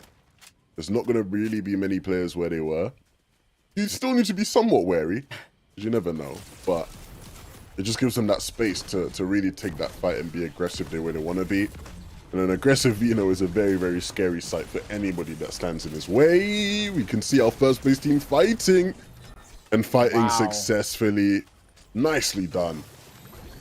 One of those situations where Jack and Ron Twinkies got a good amount of damage onto Agers. They do what everybody else would do in that situation. Try to kinetic blade and finish that one off, but you have two of the most dangerous players in all of Fortnite, Kanata and Agers. They immediately turn, burn, take them both down. Queasy and Vino keep their show on the road, get their third elimination here, trying to make up for lost time. That's 15 points so far here in the early game of game number 4, where they're trying to catch up on that leaderboard. And honestly, with them kind of staggering themselves outside of zone, this might be a great scenario as long as anybody or nobody tries to gatekeep them on the outside. Relying on people not gatekeeping might be a mistake. Yeah, could be a big mistake. SETI is unfortunately down. And I feel like it's been a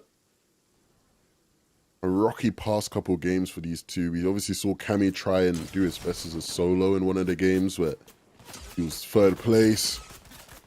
Couldn't quite salvage 2nd or 1st. Even with all his best efforts.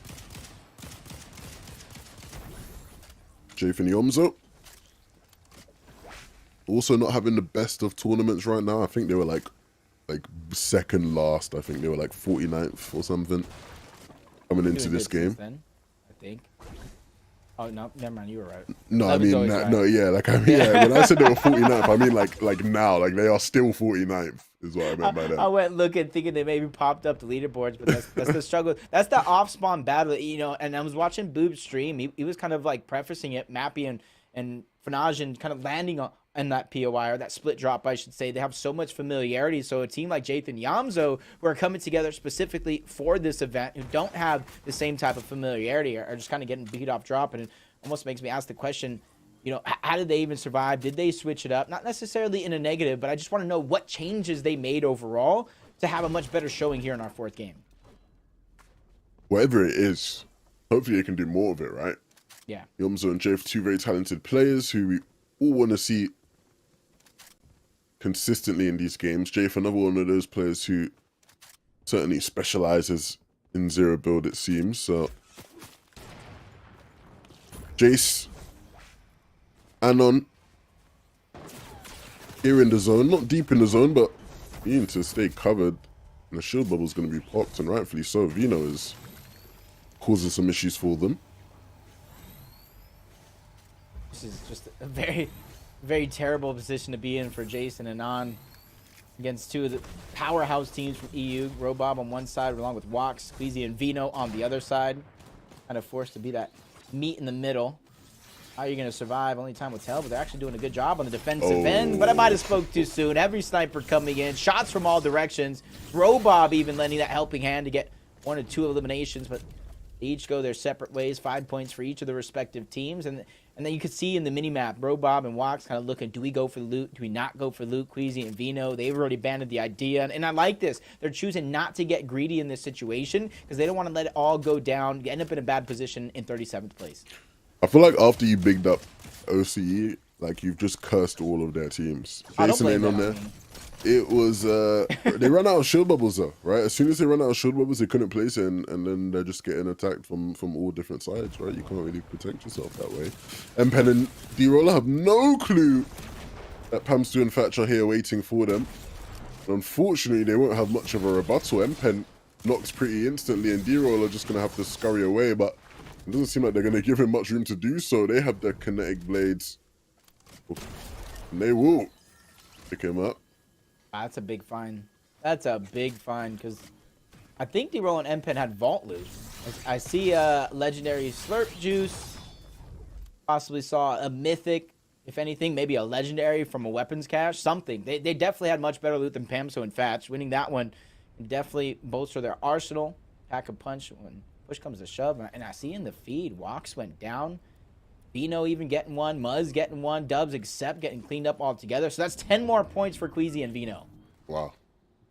That's the kind of game they need to have, right? Yep. They've started off the competition somewhat slow, especially by their standards. They came into this game around 30th place, 32nd. So they do need to start picking things up. The problem is we've seen them in previous games looking good, looking strong in decent positions, Jacob, but then bam, that third party comes in. Everybody kind of stacked over here towards the Citadel. There's actually plenty of room over at the Citadel for a lot of players to kind of position themselves. You got Mega over at the highest of high grounds, Fluger and Op somewhere in the middle, Blake and Bizzle probably on another layer Everybody really just trying to coexist. And then those are just the players that we saw, because if you look at your mini map, there's so many other T's in this general direction as Pamso and Fatch get tagged up in the distance, still trying to figure out their escape plan. Luckily for them, they at least have some chug splashes, something to work with in the situation. But they're going to go ahead and just switch seats right there in the driver's seat, pop the legendary slurp juice, and try to continue in a much safer rotation and get to zone. Yeah, they have options in terms of where they can go out. Obviously, the vehicle definitely gives them that. And I think moving further towards the west will probably be the play. Upton Fluger here at the Citadel. The loot's looking pretty decent. The Citadel kind of, even though I talked about there's so much like terrain, so much area, different elevations for people to kind of coexist and survive, it's also very, very scary to kind of just maneuver around without really knowing what else is there. There's so many close quarters. You can behind any one of those corners and kind of pop out at a moment's notice. Hopefully Muzz has some sort of heals right now. He's not looking necessarily the best for Bully, even if he does make it outside of the zone. But they pop some great shots on the Venji and quickly take him down. And they get granted that flopper. That was much needed. That was kind of what I was hinting at. I just find it hilarious how he just got caught mid-animation, right? It's like he's in the katana animation. He's about to go. Oop. No. Look at him. Cut short. Oh, that's the vault. Interesting that they can choose not to go for the vault at all. Weapons cache or vault? I don't know. Both. It's true. They could definitely go back and get both. So, if you guys don't know, the weapons cache gets spotted up by 2 different teams for every single one. So even though they're going to claim it for now and begin to try to capture it, one other team, probably the ones close by in the lobby, I've just been notified that somebody's trying to capture it, and you got to make sure you go quick, and that's how you get the best rarity. The longer you take, the less likely you're able to get the good loot. But no matter what, it'll always drop some slurp juices. So if you're already stacked up, it's just enough to get something extra. As far as in Vaca, this is a team I honestly had high hopes for, landing towards the north portion of the map, almost uncontested. They do get a truck for rotation if they don't get the kinetic blades, but so far I don't think it's been their best showing. Sitting in 15th place currently, but there's more than enough. I talked about how close the leaderboard is. If they can have a big game here and continue that up to end the day, they can earn themselves a top 10 spot for sure. Yeah, it's definitely possible. I think when we've seen what's worked for teams, although we are constantly highlighting the teams, third party and picking up big eliminations and whatnot, it wasn't too long ago where we were watching Kami and Seti in 3rd place and they only had like 2 eliminations the whole game up to that point, right? So if you play your cards right, pick the right positions, you can definitely start to rack up a bunch of placement points, which are still incredibly valuable. Or Quanti was, but he got taken down by Acorn somewhere. Tax and Moo, an interesting team and an interesting combination so far. Failing decently well. You see Jade pick up 2. Trashy and Pump go down. Savage is going to take down 1. Acorn's going to finish off the other one. Everybody kind of in close proximity from now to the zone are the ones primarily battling it out, and you can kind of add in those third parties to clean it up. And there goes 2 of the fights that we just saw in the feed, kind of right next to each other in their respective shield bubbles. You take it hard for Savage and Acorn. My fear is always when the shield bubbles expire, will it just turn into all-out warfare between these teams?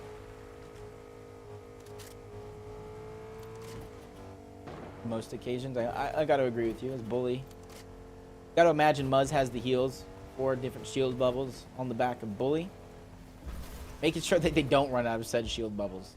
One begins to expire. Shots coming in from their left. Immediately out goes another shield bubble. And it was right. It was Muzz carrying the 2 different legendary slurp juices. Not much to really work with here. So yeah, I'm glad they did that. Yeah, if the team is able to kind of put some damage on, I would think like kind of warning for Muzz and Bully, making even though they have the shield bubbles, they might need a refresh.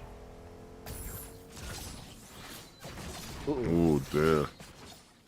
Another game where Epico isn't looking too hot.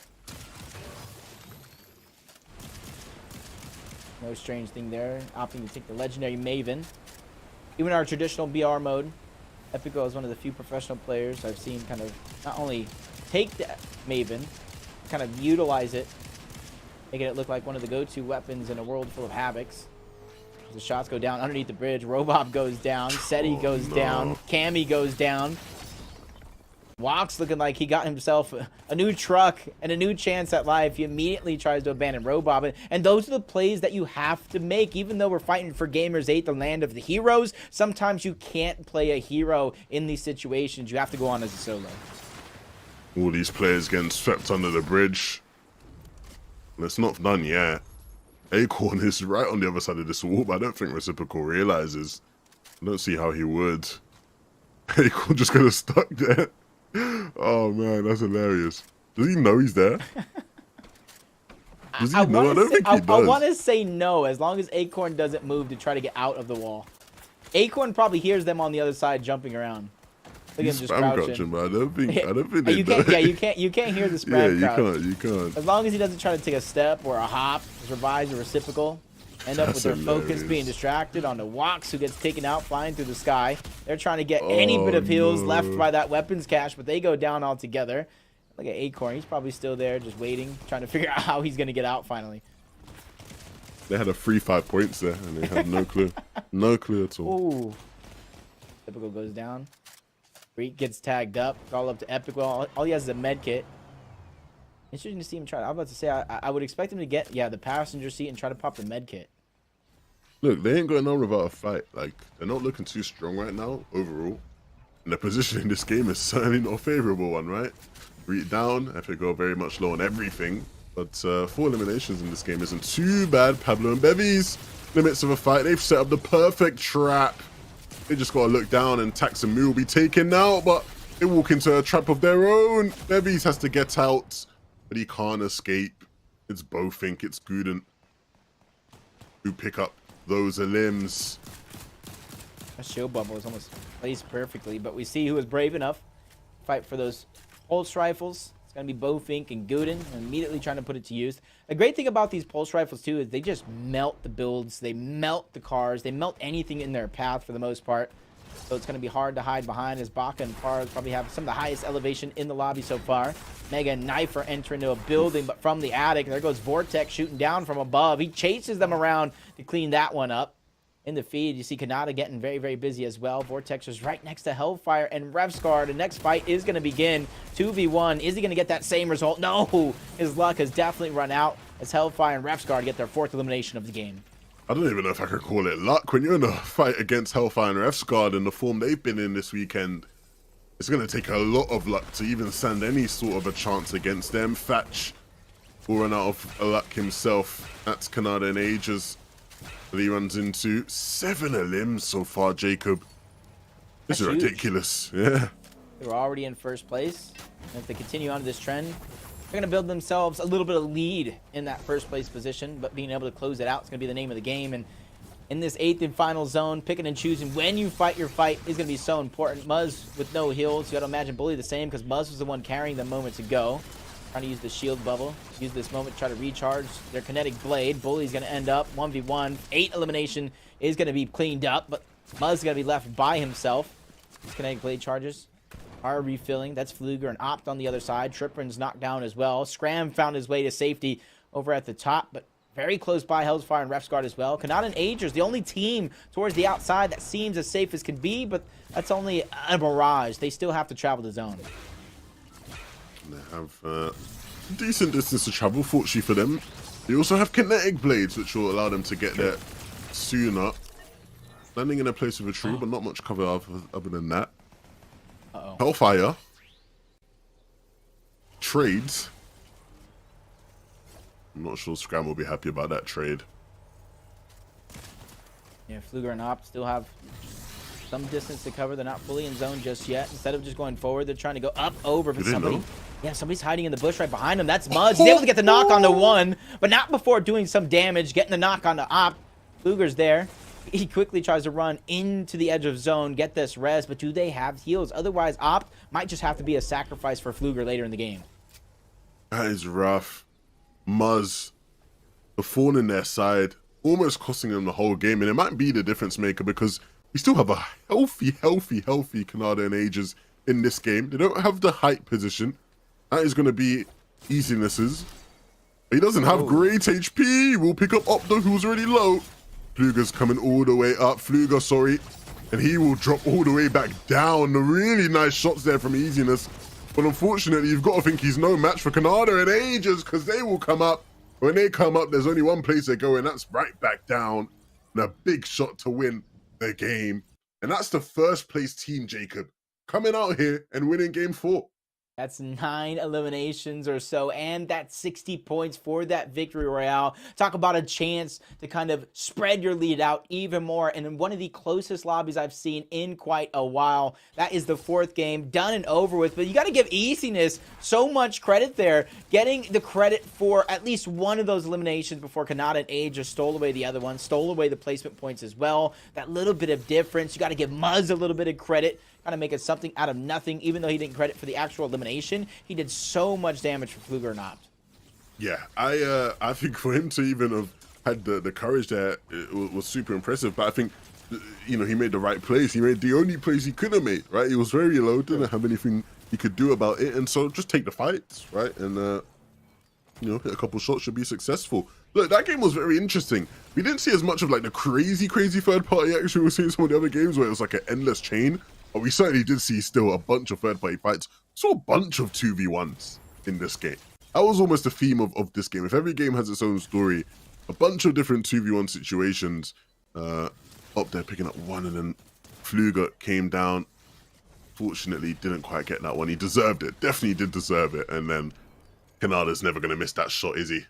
Yeah, and one of the biggest switch up I've seen, I wouldn't say it was drastic by any means, but it's definitely enough, is you notice there was less third parties in this game than we've seen in the first 3 so far, which means players are adapting, they're learning, they're trying to perfect the timing that goes down to be able to not only third party and clean up those eliminations, but be able to get out before you then become that third party. But with 4 games down, 2 more to go, make sure you guys don't go anywhere, because on the other side of this break, we have game number 5.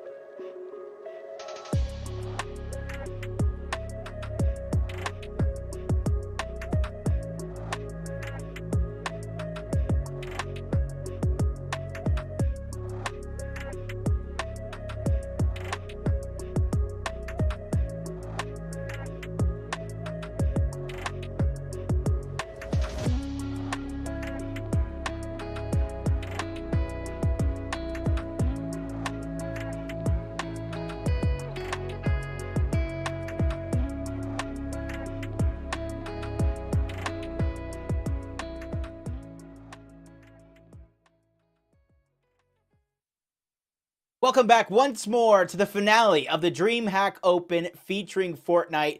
4 of the hottest games are done and over with 2 more to go, Levin. What do you make of all this action? I think it's been crazy. I think from the fights we've seen all across the map, it has been a crazy competition, but very fitting of the zero build mode, right? So much going on all over the place, and it's definitely impacted the standings that way. Yeah, going into that 4th game, we saw Kanata and Agers narrowly in first place, but we saw them drop a great number of eliminations. I do believe it was 9 overall. Take the game, 105 points scored in that last game, and built themselves a 46-point lead going into our final 2 games. Yeah, this is exactly what you want to see from a team that's doing well. To come out, right, you're already in first place, come out and win a game. Impose yourself on everybody in the competition. And if I know Kanada well, I know he will be letting everybody in his little area of DreamHack San Diego know just how good he believes he is. That is definitely his thing. So a really, really nice performance from these guys. Look, you know, you come out here, right, and you get a third place 5 elim game, a 7th place 4 elim game, and then a first place 9 elim game. Like, these guys, they just keep the good vibes rolling. Yeah, and honestly, shout out to Dignitas out there. I can only imagine what kind of content they're cooking up in the kitchen right now if Kanata can somehow pull out a victory. So you talk about the noise he can make in the scene. I can't wait to see it in content form. But Fluger and Op showing up big. But our 10th place right now is housed by Kika and GV, 189 points, which honestly, it's nothing. 16th, 171. There is absolutely nothing stopping from a lot of these competitors from stealing that one away with 2 games left. Look, we're going into the penultimate game. If you want any of the teams here on the standings, you have to cook up a master plan. You have to cook up something that you've never cooked in your life, because you cannot afford to let these opportunities slip away from you, especially if it's some of the EU teams here. Look, if you're Mappy for Nation, if you are Mr. Savage, or Mr. Savage probably don't mind too much, but if you're one of the teams that's come a long, long way, if you're one of the OCE teams, you have to put everything on your line, Percy, because it is a big investment for you to make the trip out here to San Diego. You know, you have to be willing to put your all on the line. Yeah, and honestly, if you continue to look down that leaderboard, with 10th place currently being at 189 points, we've just seen Kanata and Ager score 105 points in that last game. Where would you kind of cut off that top 10 threshold? I'm kind of looking like 132 at 32nd. I think that's still possible. Cease and Nebs at 37th, 105 points. I still think even that could be possible, but it's going to take miracles and pop-offs for that one. You just gotta have 2 big games. 2 big games, and it all starts here in game number 5. The players are ready to go, Jacob. I'm very excited. I'm very excited because by the end of these 2 games, Jacob, we will have 10 players ready for Gamers 8. Off spawn, we already got fights happening. Carry G Fools. That's 5th place. Vortex and Axe Force. You're seeing how they're getting these early game eliminations. I think they won every single one of these fights except for maybe one, to where I think they either lost it or maybe disengaged. I got to go back and check, but Venji's taking out Guden. Okay, so it was a loss overall. And you can kind of see what the strategy actually is. It almost seems like a 50-50 for the top of the castle building, if they can even get a weapon there. Turtle Tavern and Justice towards the north side, or I should say the south side of Naughty Nets. Fluger and Opt going to be on the southern side, so kind of giving up that guaranteed kinetic blade.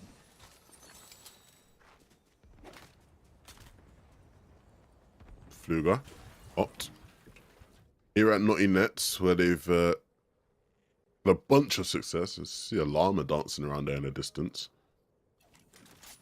Like, it's been ages since we've seen those, right? Especially if you're not an avid zero build player. Might be worth to let it expire too. You get the the rift. Yeah. Revised and Reciprocal, another team that's been mighty impressive. They call him Mr. Savage. Ooh, okay. Look, Okus and Crackley, they don't want to fight, Jacob. Okus and Crackley, remember, they won a game earlier today. They're actually the only team to win a game and not be in the top 10, I believe. Yeah, which is tough, because at one point or another, they were one of the top 2 teams in the game, along with Agers and Kanata. But like I said, to kind of start the show, it's not always how you start a tournament, it's how you finish. And you have to be able to finish just as strong as you started in a lot of these scenarios. Is Mr. Savage. And Acorn is going to go ahead and scare them off, push them out of the POI of Anvil Square. And there's so much loot left over for them to claim as their own.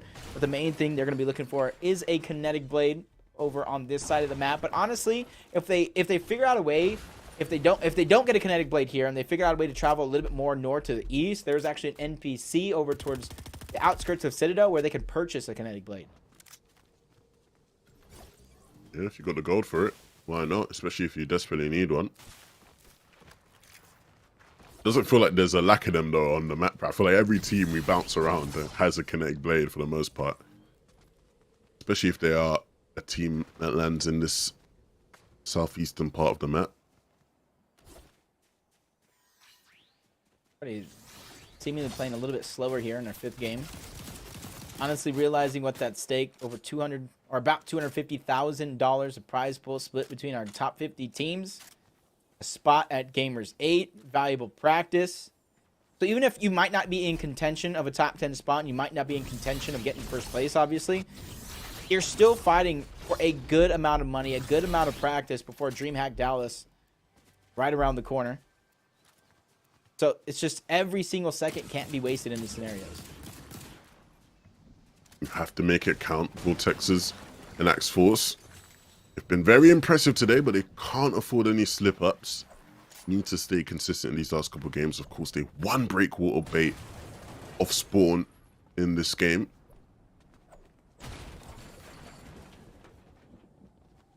They need to hold on to their position in the top 10.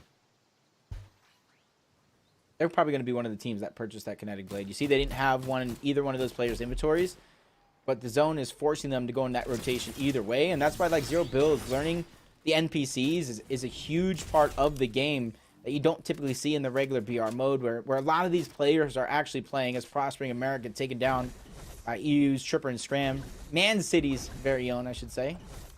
Are you a fan of Man City? Jacob, I know the answer. we to are that. friends. I wanted to press your buttons just a little bit. You keep asking me questions like that, Jacob, we won't be friends much longer. I'll tell you that much, yeah?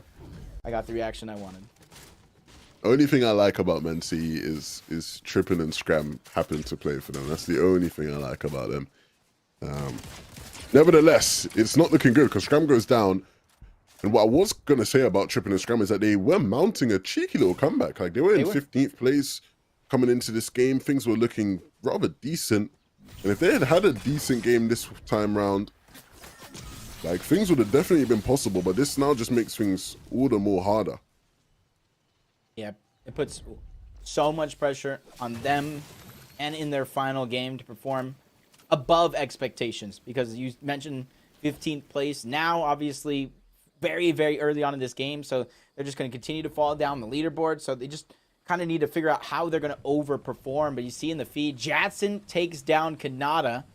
The question is going to be asked, where is Agers? Is he still alive? And if not, how far will that 46-point lead in first place go? Oh, dear.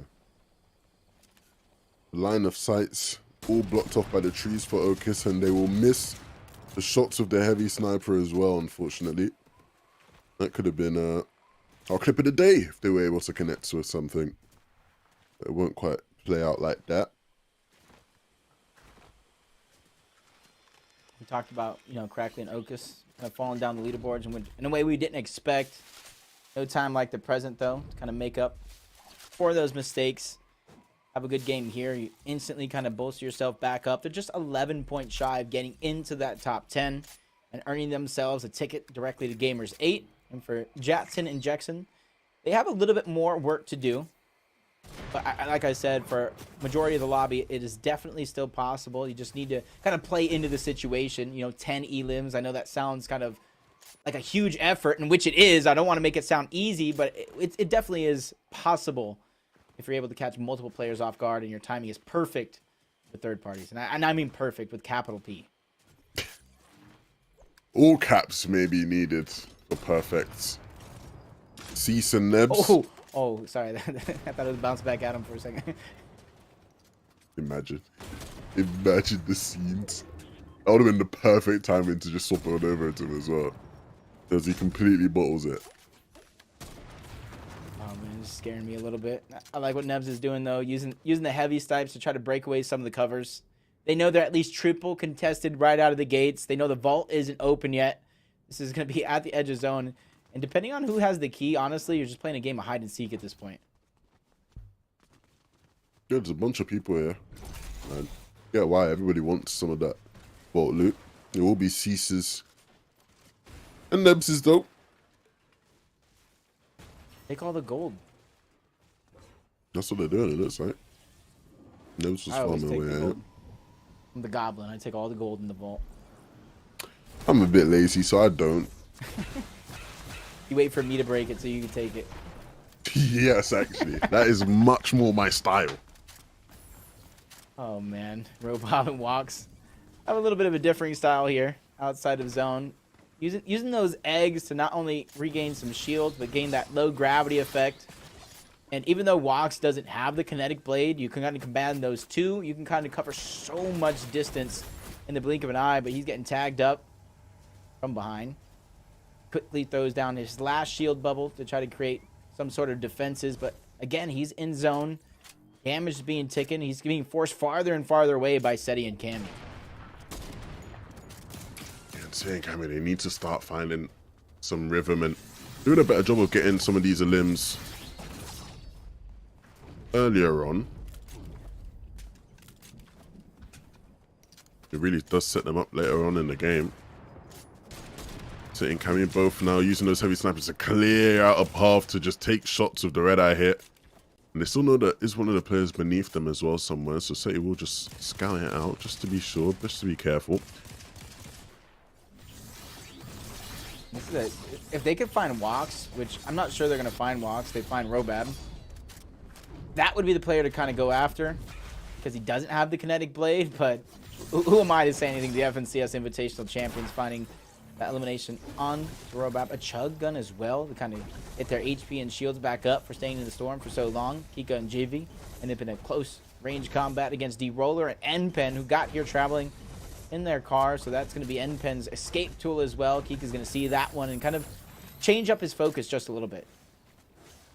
Yeah, sort of forced to, right? Couldn't engage in the fight in the way they wanted to at first. But they do have a car for their own, so maybe a little high-speed chase will ensue rather soon. You're on an M-Pen. They don't want to chase, they just want to fight up front. Waiting up above on top of this glacier here. Smart. Smart. It wouldn't even know so much about the damage they were potentially taking as about preserving their car. At about like 200 HP, Npen had the heavy, D-Roller was tagging it up with the red eye. Definitely would have been demolished. HP would have been taken away, and they would have been caught out in the open. So great heads-up play, really thinking out, I wouldn't say outside of the box because it's become more and more common here on Zero builds as we jump on board Queasy and Vino. At their same landing spot above Noah and Replays, who had to travel a little bit from Mega City just to get here. Yeah, but when it comes to Kenjutsu, there is nobody better than these two. Very comfortable, very familiar with the spot. Now on the move away from the spot, and that leaves Replays and Noah just to get the spare loot. There's always a bunch of spare loot, some spare katanas in Kenjutsu as well. You often see teams go way deep into the storm to get it, even when it's not in zone. Easy and Veno can't possibly loot it all, so I'm sure there'll be something there for them to find. Jivy and Kika, though, here at Slappy Shores, and they're trying to be quiet because our players in this building, Frets and Auntie, are the ones up above, and I'm sure they would have heard them as well in the building somewhere, so they're also playing very patiently. If they figure out or position themselves right above, they can try to heavy snipe and hit a little bit of a surprise attack. You saw the heisted accelerant exotic Maven kind of ramp up as you begin to kind of fire off and hit those shots. Damage boost, speed boost, siphon, everything that you need and more. You saw Queasy and Vino kind of move up into this location. Noah plays and Replays were kind of rotating parallel one another, and you kind of see at the very bottom of the mini-map, kind of, you prefaced this already, there's so much loot over towards Kenjutsu Crossing, and then those kinetic blades, they're just trying to scavenge what's left. Yeah, here at the gas station, they literally can completely block their path to zone, right? So yeah, if they're patient, they should reap the rewards. Vino's not so patient though. He's gonna start breaking the wall. Wants to force the issue a bit, and understandably. Hollow chest. What do you think you got? What do you think you got? Okay. An epic red eye. Not bad. It will do him wonders. Yep. More damage in the distance. He was just trying to bait out some shots, shooting the cover. I like how Noah and Replay is just kind of patient. They didn't necessarily take the bait in that situation, but it just shows, or it seems like Queasy and Vino know somebody is there. They don't know exactly where the players are located, but they know somebody is following hot on their heels. See Sinebs trying to make a cheeky play over here towards Slappy Shorts, hide in the buildings, wait for somebody kind of cross their path. They kind of claim the loot over towards Brutal Bastion inside of that vault. So you see two different Mythic Havocs. Interesting thing, though, is Nebs and him particularly not choosing to get the Kinetic Blades. They're just going for shield bubbles and playing a little bit more safe than everybody else. Ooh.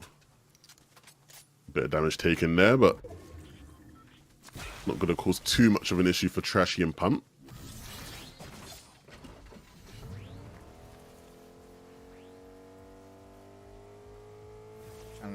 Trying to look at the leaderboards. Remembered now for a moment that Kanata and Agers went down very, very early on in this game. About like 45th place or so, maybe even 44th. It was definitely open for the taking for players like Fluger and Opt, Revise, Reciprocal, Vortexers, Act Force in 5th place, and Muzz and Bully. I think right there are some of our top contenders that have a chance here with a big game to kind of overtake that first place spot. Pink's going to take down 2. Alex and Sons are going to get sent back to the lobby here in our 5th game, and kind of leads them thinking here, trying to formulate some sort of strategy or blueprint going to our 6th and final game. Yeah, if you have gone down already in this game, you're going to have a long wait till that final one, right? You got to sit there and ponder on everything that's gone wrong, everything that can go right in your last chance. For the ones that are still in this lobby, though, you have to play the lobby. Can't afford to get in your own head too much about the next game to come. And Abuka and Pink, they're doing a brilliant job so far of doing just that. Couple rough games, but bouncing back here in this lobby. 3 eliminations to their name. Here on the Pink Hill as well. And, you know, making use of it, right? I was calling it the best hill in the game earlier, and they've just been able to sit here in this area and pick up 3 elims. Not too shabby. Yep. Well, I think around 30 points shy of getting into that top 10. And honestly, it sounds like a lot, but I don't want that 30 points to daunt you. It's 60 points for that VR, 5 points per elimination. So honestly, to cover that 30-point gap, you just need 6 eliminations throughout the course of this game. For them, might be a little bit easier than you expect as Reciprocal and Revise. You see the Jelly Angler augment. They still have that key. And honestly, with the amount of heals there, combine that with the amount of heals in the vault, they can stay in the storm for quite a while before they have to go.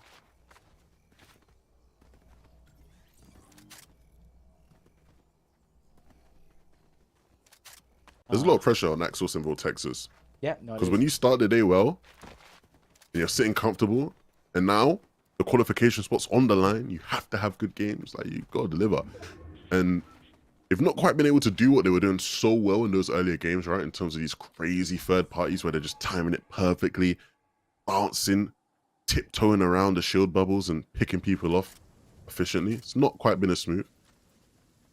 I was Trippin and Scram I saw, right? Which is nice. I think Trippin was able to stay alive and get the reboot off. There is still hope for that team in this game on their journey for the ultimate comeback. Vino is going to quickly blade himself out of there with the katana.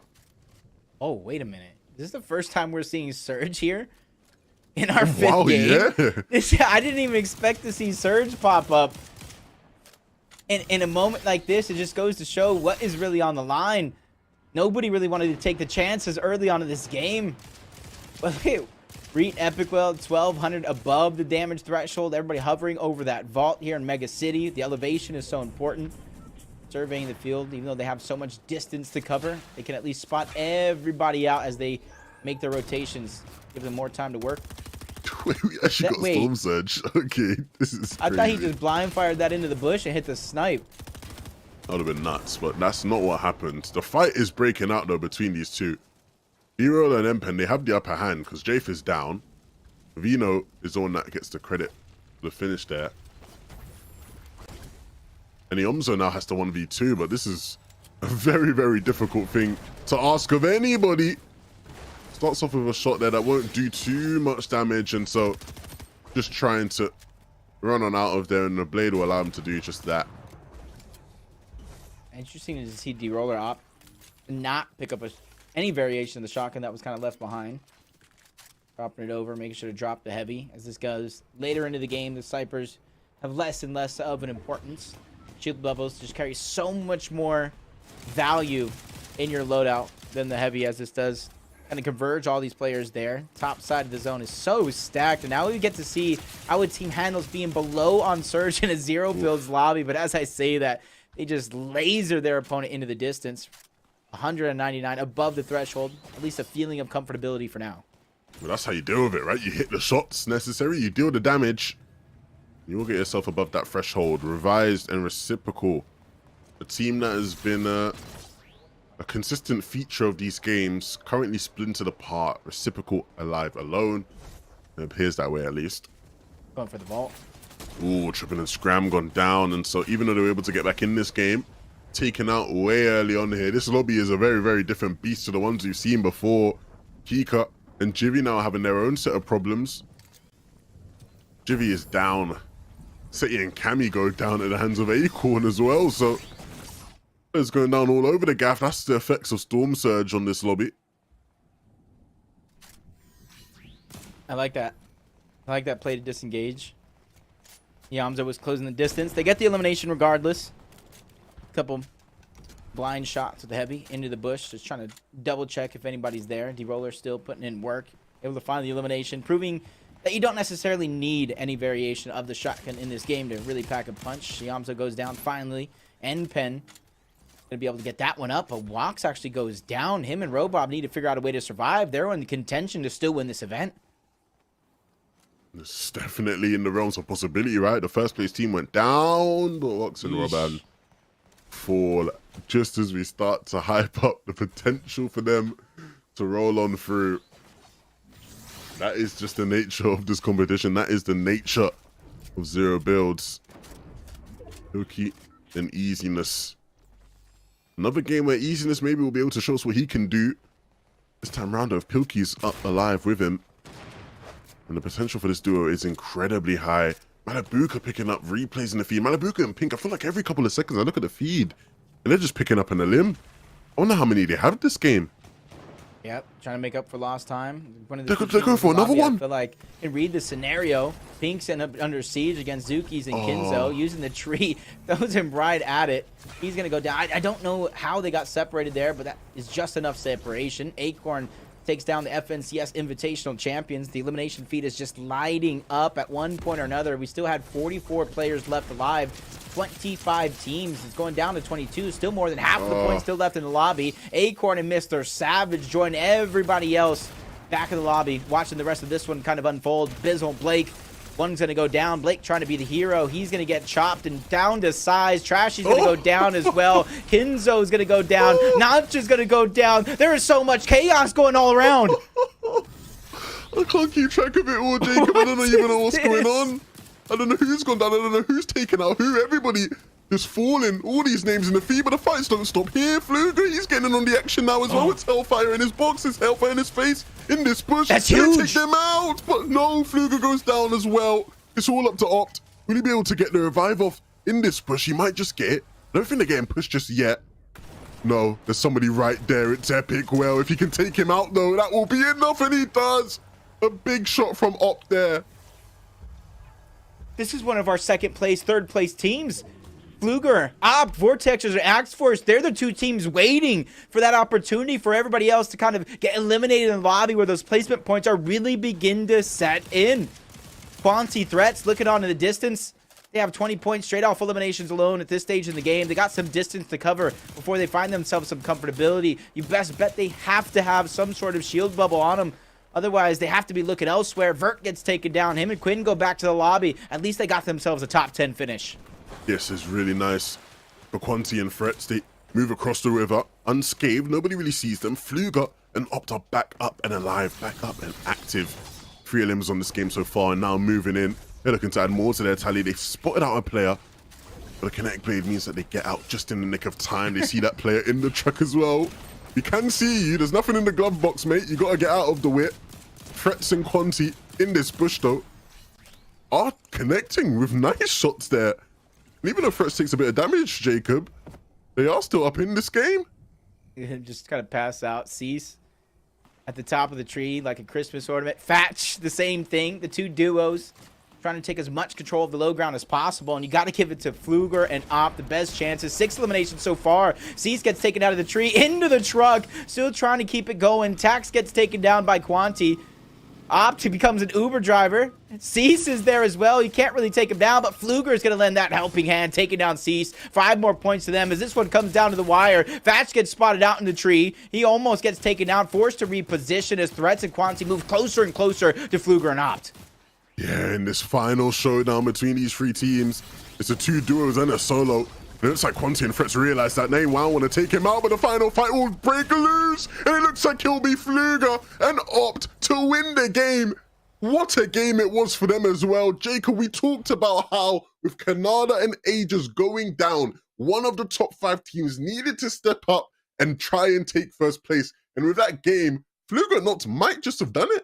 Yeah, they look like surgeons out there. The way they dissected the lobby, third party after third party, taking advantage of the attempts. Their timing was absolutely impeccable for them to move in, get the eliminations, and quickly find some sort of safety right after those exchanges. Axe Force and Vortexers, they were one of the other teams in the hunt. They found some eliminations to figure out a way to keep this one close. It was a 46-point lead for Canada and Aegis entering that game. Did Fluger and Op do enough to overtake first going into our last game? Some of the shots they were hitting in this game were absolutely insane. You can see the final moments here as well as they jump on in. We talked about perfect timing.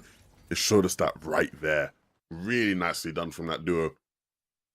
Honestly, Jacob, I'm very impressed by that, right? We you know, to come into this competition with, you know, expectations on you, right? People looking at you, look, you guys are 0 build experts, you got to come in here, you got to show your thing, and then to just come out and do it, especially in one of the later games as well.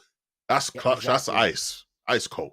Yeah, finishing strong is just as important as having a good start to your game and everything else in between.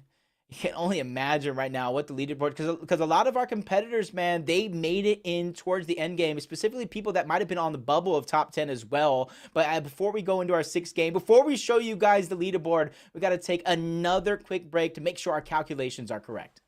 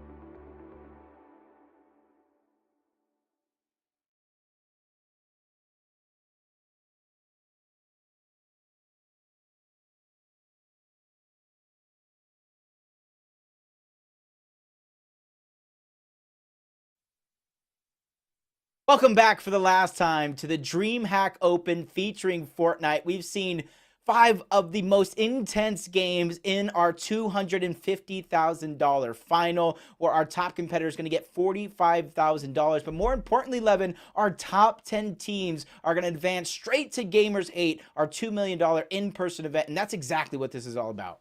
There is so much on the line heading into this last game. The question coming into this was whether or not Fluger and Opt were able to take first place away from Ages and Canada, and in fact they did. And it wasn't just them to do it, Jacob. Quanti and Frets are currently sitting in second as well. Yeah, and Fluger, you got to give them credit. They built themselves a pretty nice cushion as well in first place, and an even better cushion into that top 10. About 48 points ahead of Quanti and Threats in second place as we kind of move down that leaderboard. 100 points over 8th place. Baka and Pards uncontested towards the north side of the map. But that 10th place, the threshold as it stands, 235 points by Source and Notch. That is exactly what everybody needs to keep their eyes on, right? 10th place. The top 10 teams are the ones who qualify for Gamers 8 Saudi in July. You have to be in the top 10 after the next game. And right now, it is Source and Nutch who sit there. If you're them and you see yourselves in 10th place, this might be the most nerve-wracking game of Zero Build Fortnite, or Fortnite in general, that they have ever played, because they have to hold on. They have to have a game good enough to get themselves back in that spot.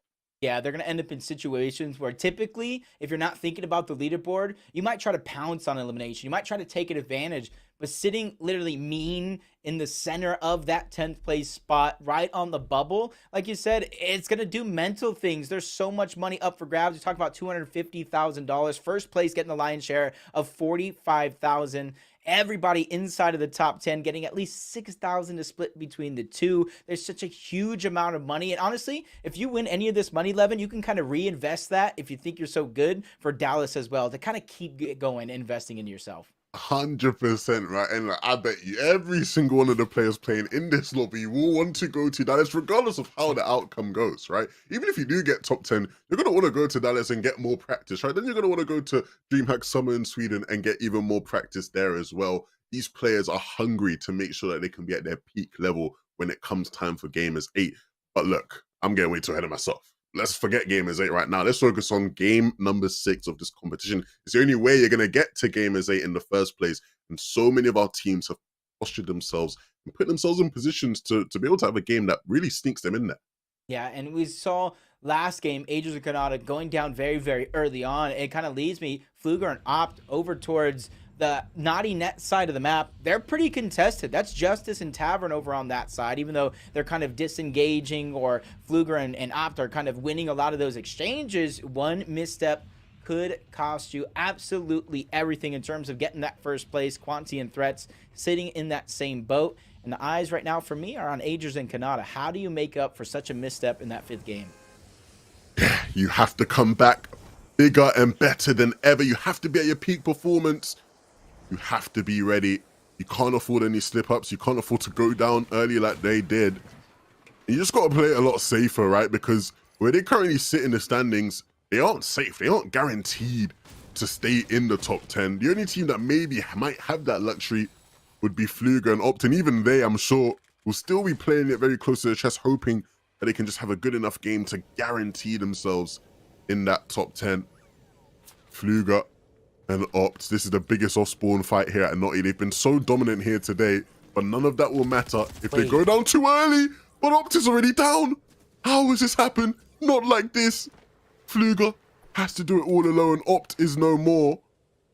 And Turtle Tavern and Justice might have just have ruined these guys' whole trip to San Diego.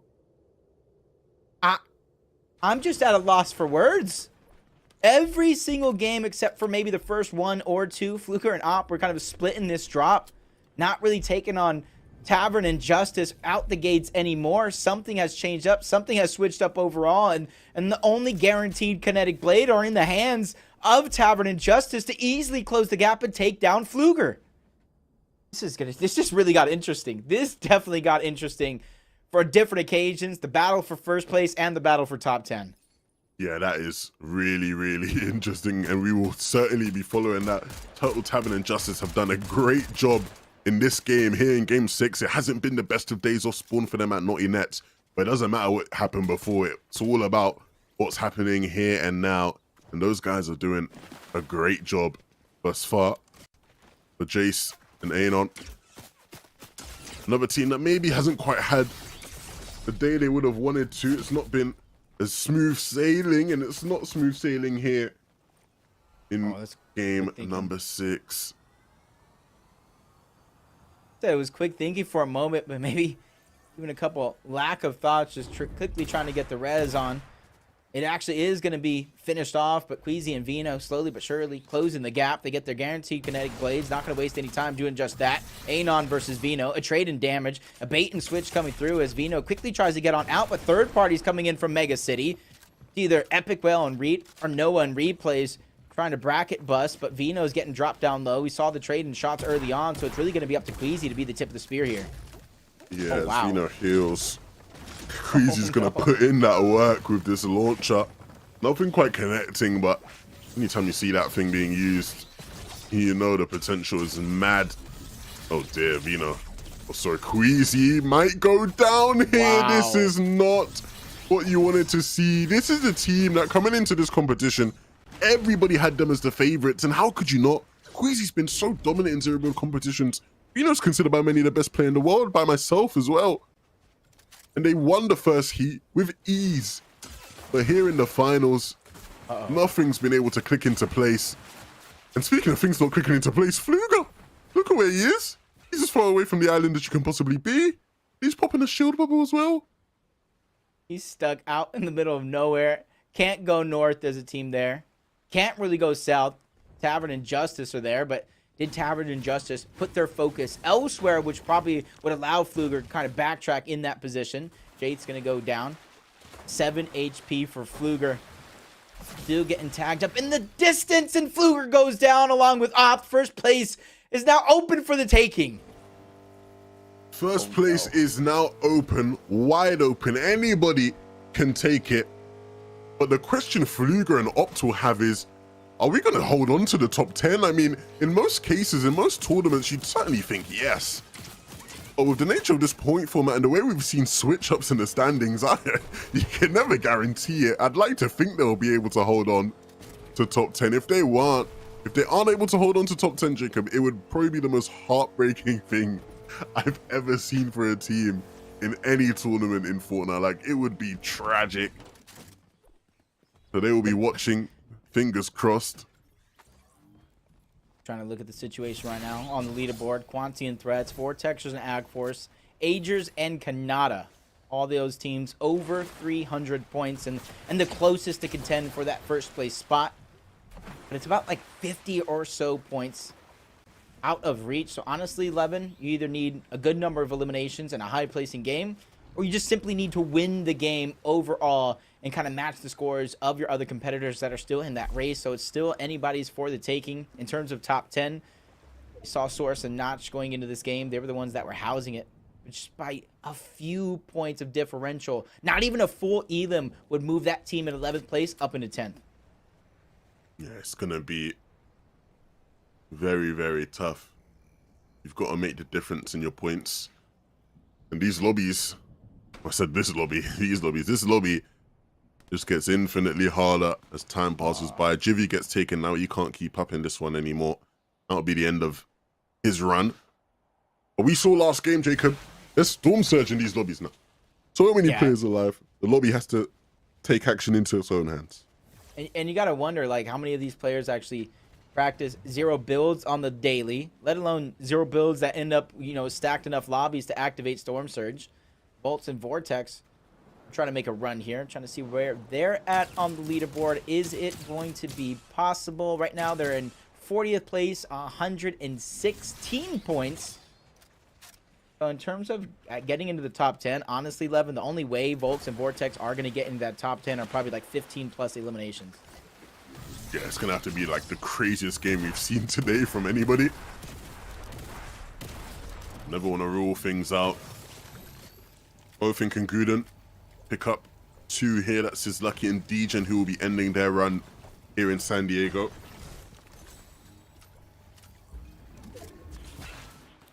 Even though I'm talking about like a 15 elim win, at least it goes to show that even though it's probably one of the harder things you're going to do in a lobby to stack, at least there's some sense of control over their destiny as they continue to try to hunt down this team, which is on the outside of zone. And I like the play here. They just need to just do it a little bit more quicker with a little bit more haste here as Volk's just trying to get that additional angle. 6 chug splashes, so taking damage from the zone is not going to be too much of a worry. For me, the only real worry for them is how separated they are from one another. Well, no more worry. Yeah, especially when Big Volks can handle it there with the combat shotgun. All right, I said 15 elims. Well, they got 6, 11, 9 more to go. They're making it actually look more achievable than I thought at this stage in the game. If they are able to do this, it would be one of the craziest feats we've seen in competitive zero build history. Blur and Forik, their focus right now on acquiring the vault, which is certainly possible once you take out these bots. Trying to see where everybody's positioned at for Blur and Thoric.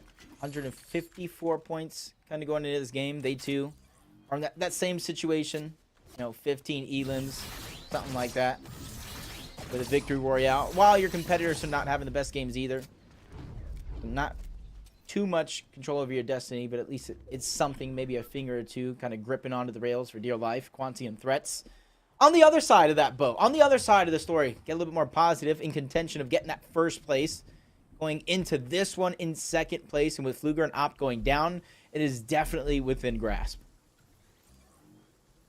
These guys have had a sneaky sort of competition where they've just sort of been there and thereabouts all day long. And in these final couple of games, they really just sort of locked in and made sure they had these solid performances that, again, have put them in a very, very strong spot to be able to qualify and like you said, take first place.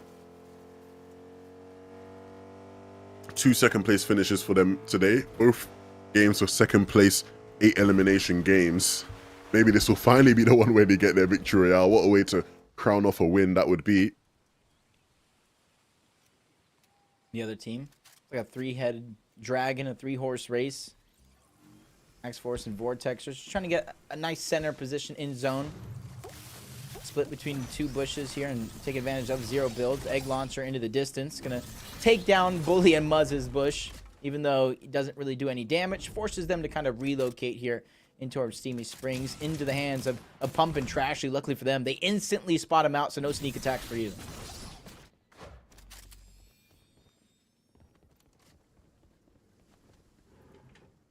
So instead, he wins the race for Pump and Trashy, it seems like.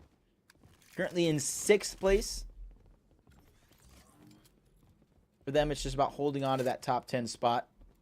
Punching their ticket to Gamers 8. Get as much money into their pockets as possible. And honestly, they can have contention. Need to get a couple more eliminations, but they too can possibly bump up into first place. It's going to take one heck of an effort. They're down roughly about like 90, maybe 80 or so points. The possibilities are definitely endless.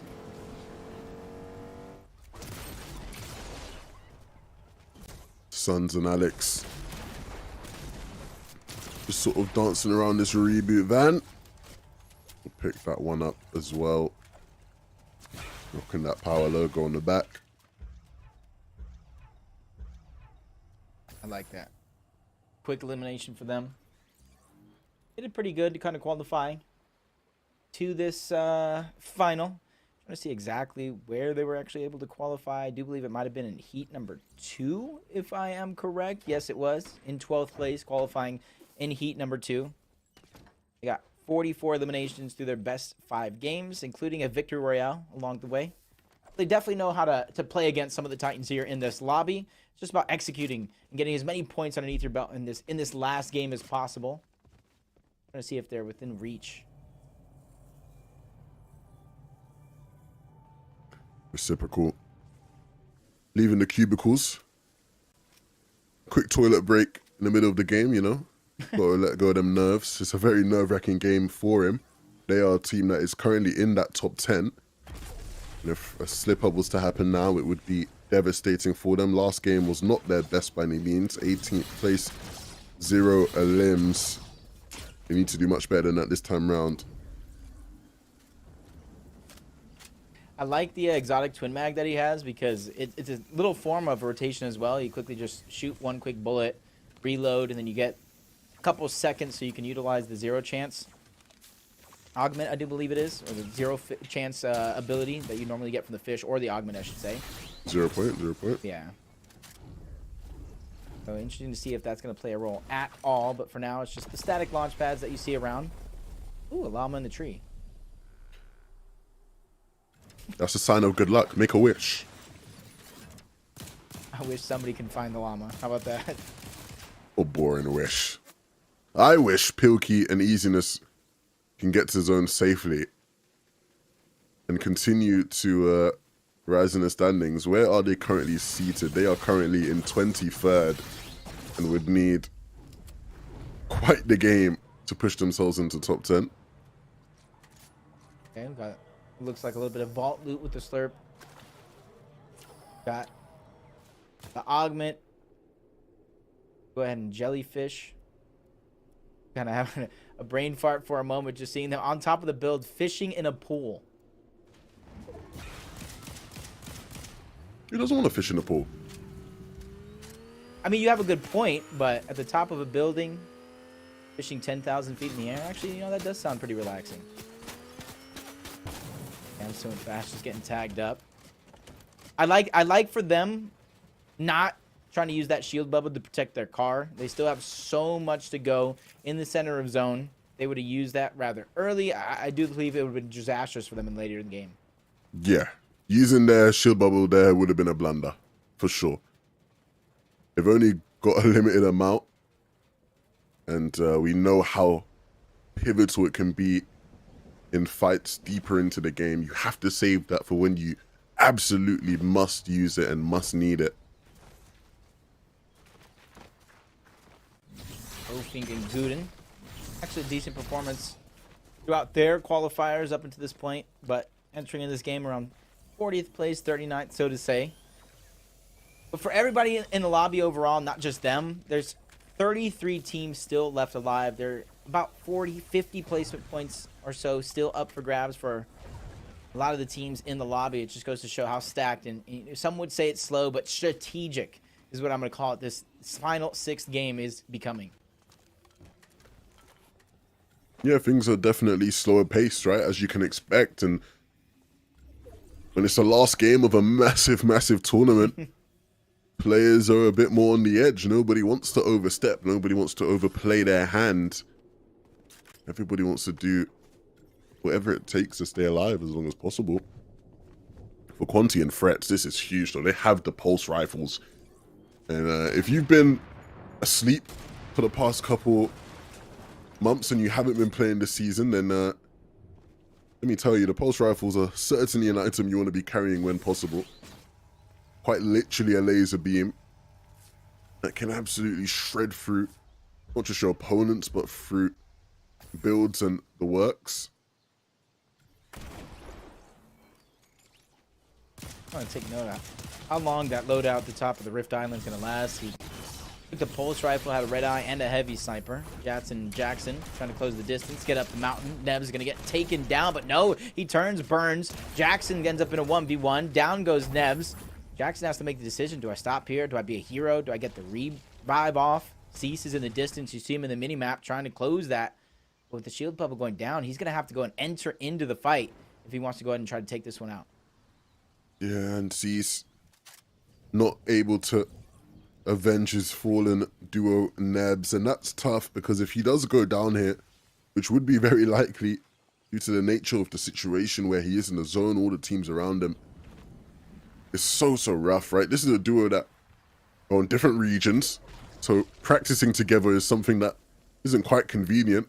Will they stick with each other going into the next competition at Dallas? Will they split apart? There are going to be so many question marks, especially if they aren't able to get back into this game, which would be very unlikely. I thought I saw Yamza kind of rotating underneath. They're going to stay on top of the Rift Island as long as possible. More than enough heals. Jackson goes down. saving Jatson. Kind of a switch up here that we saw moments ago. Either way, everybody here is going to be in the zone. A couple of them are just trying to immediately get on out. Vortex just goes towards the backside. Him and Axe Force need to stay alive. They're one of the few in contention of overtaking that first place team who we saw go down very, very early on in this game. Threats and Quanti causing so much distress to the players below. That's Fanaj and Mappy. We've kind of been floating around this area. Easiness is there as well, but Vortex is down. Vortex is down. One of the few competitors in the lobby that can take a claim for first place. Axe Force joins them. They get sent back to the lobby, and now they've been taken out of contention. They're currently in third and can only fall down the leaderboard. That is a tough way to go out. But more so than just losing out on first place, Jacob, everything is just going to be focused around whether or not they've stayed in top 10. I'm sure they're still in there right now. Yeah. But will they still be when the final zone closes and all is said and done? Maz currently waiting in that building, maybe hoping for an opportunity to walk through his door. Muz is just another one of those players that is on the bubble of top 10. Yeah, he's currently in 10th as it stands in the lobby. So playing as a solo, Muz literally has to have the clutch of his career to save their tournament and to solidify a spot. If he can't, it will all be over. Notch and Source, another team on the inside of the bubble. Currently in 9th. Aegis Kanata contention, trying to take back what was once theirs, which is that first place spot and the last chance to do it here in the 6th game. Spot a couple players in the bush, and that's where you see them blindly spraying in. Mappy's going to narrowly be able to escape, but the knock is still going to be able to go through. They catch him with seemingly maybe on his Achilles heel or something. Oh, ref's guard's there.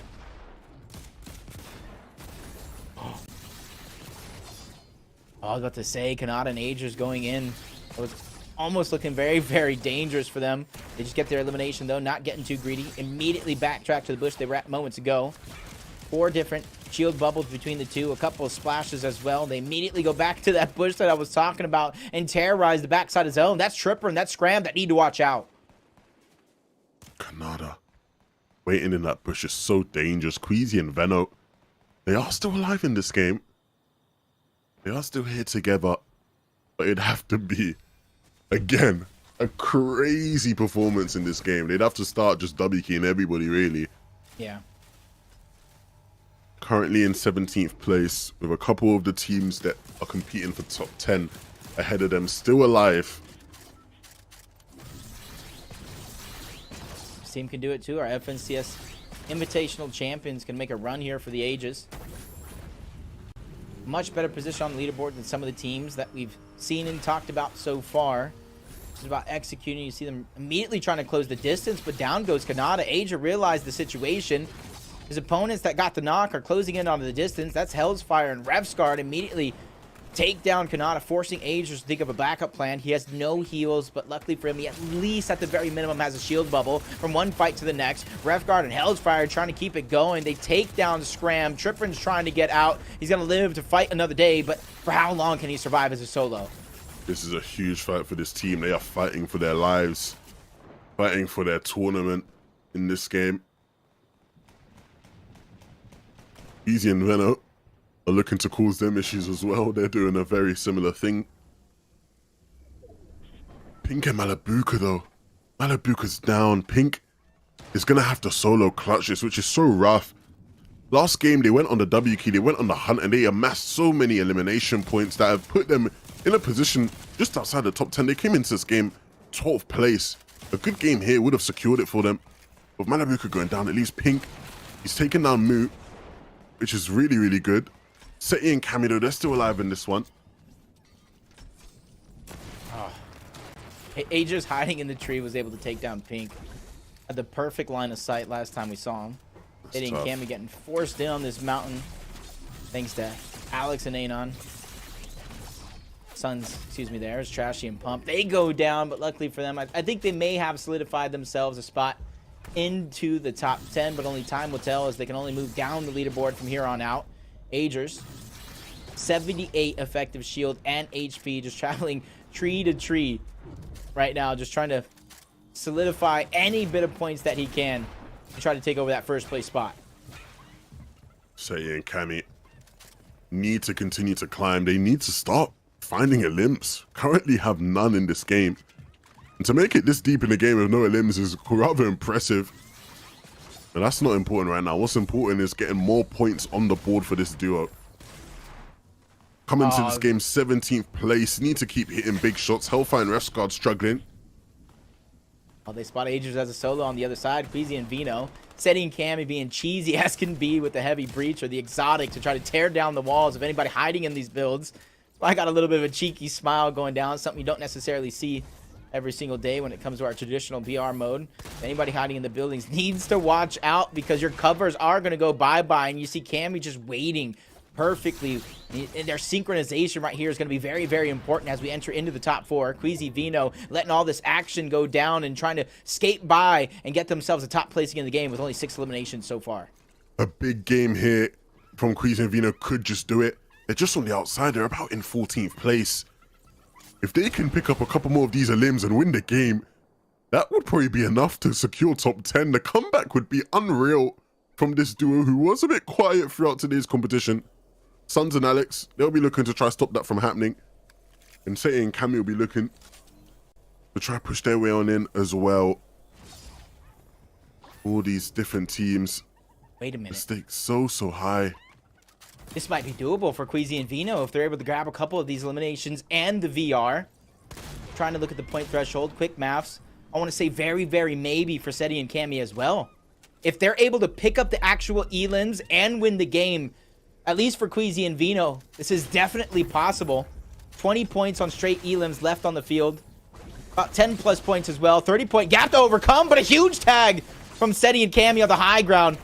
100 HP going bye-bye, but Seti goes down. Left Cammy by himself. 37 HP, trying to go to the backside of zone. Chug Cannon going out. That's going to be his only resource, but Alex and Sons have now claimed the high ground. If you're Queasy and Vino, you can't afford for these elims to slip out of your reach. Sons and Alex, they're doing everything to take them out of their hands.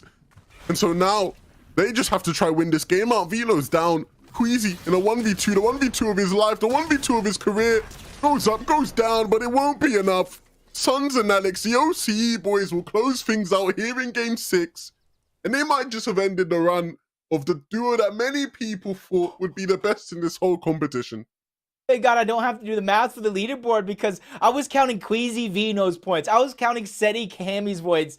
I didn't count Alex and Sons. 5 points per elimination. There was at least 20 elim points left on the board. I'm trying to see the point system for top 3. There was at least 30 points left on the board for Alex and Sons. I think that would be enough for them to burst into the top 10 if they grabbed every single one of those points there towards the end game, which I'm not sure they did. It's really going to be close. If they were able to do it based off of that performance there, my oh my, I tell you, that will be one of the most impressive things we have seen in a very long time. Everybody doubts OCE when it comes to the top level of professional Fortnite. But for them to do that would be the one thing that would make everybody say, look, you got to respect us. You got to put some respect on our name. At the end, though, they really took control. They took the fight to everybody. Cammy and Seti just weren't really prepared for it. Lovely jump shot here onto Cammy to finish things out.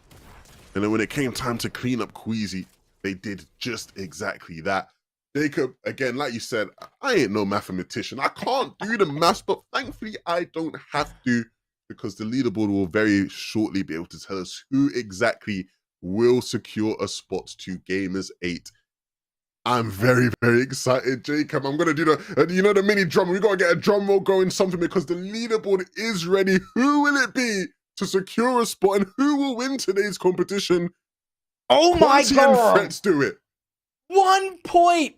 1 point was the difference between them, Kanata, and Agers. And you saw the cheeky play from Seti with the breed shotgun to take down Agers' tree, making him fall to fall damage. That would have been the point differential if he survived. And Fluger and Opt, you see them get taken down right out of the gates. A bad drop for Opt really costed them everything. And at a 3rd place finish, though, you got to give our top 3 a huge round of applause to punch their tickets directly into Gamers 8. And we see our top 10 going there.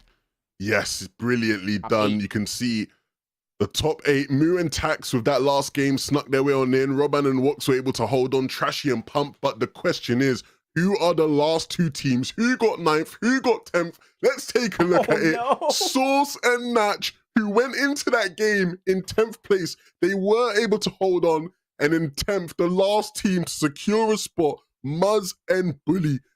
Jacob, we saw Muzz in that game playing as a solo, and we said, look, he needs to stay alive as long as possible to secure a spot, and it looks like he did just exactly that. Wow. 1 point. Magnificent feat overall. And you talk about that 1 point. Pink and Malibuca were getting so aggressive in their 5th and 6th games, trying to make up for that lost time. That is just absolutely crazy scenes, because guess what? If they did not get top 10, we go again for DreamHack Dallas. But congratulations to our top 10 competitors earning their spot in Gamers 8 later this year. And more importantly, congratulations to Quanti and Threads. They're now $45,000 richer for taking first place.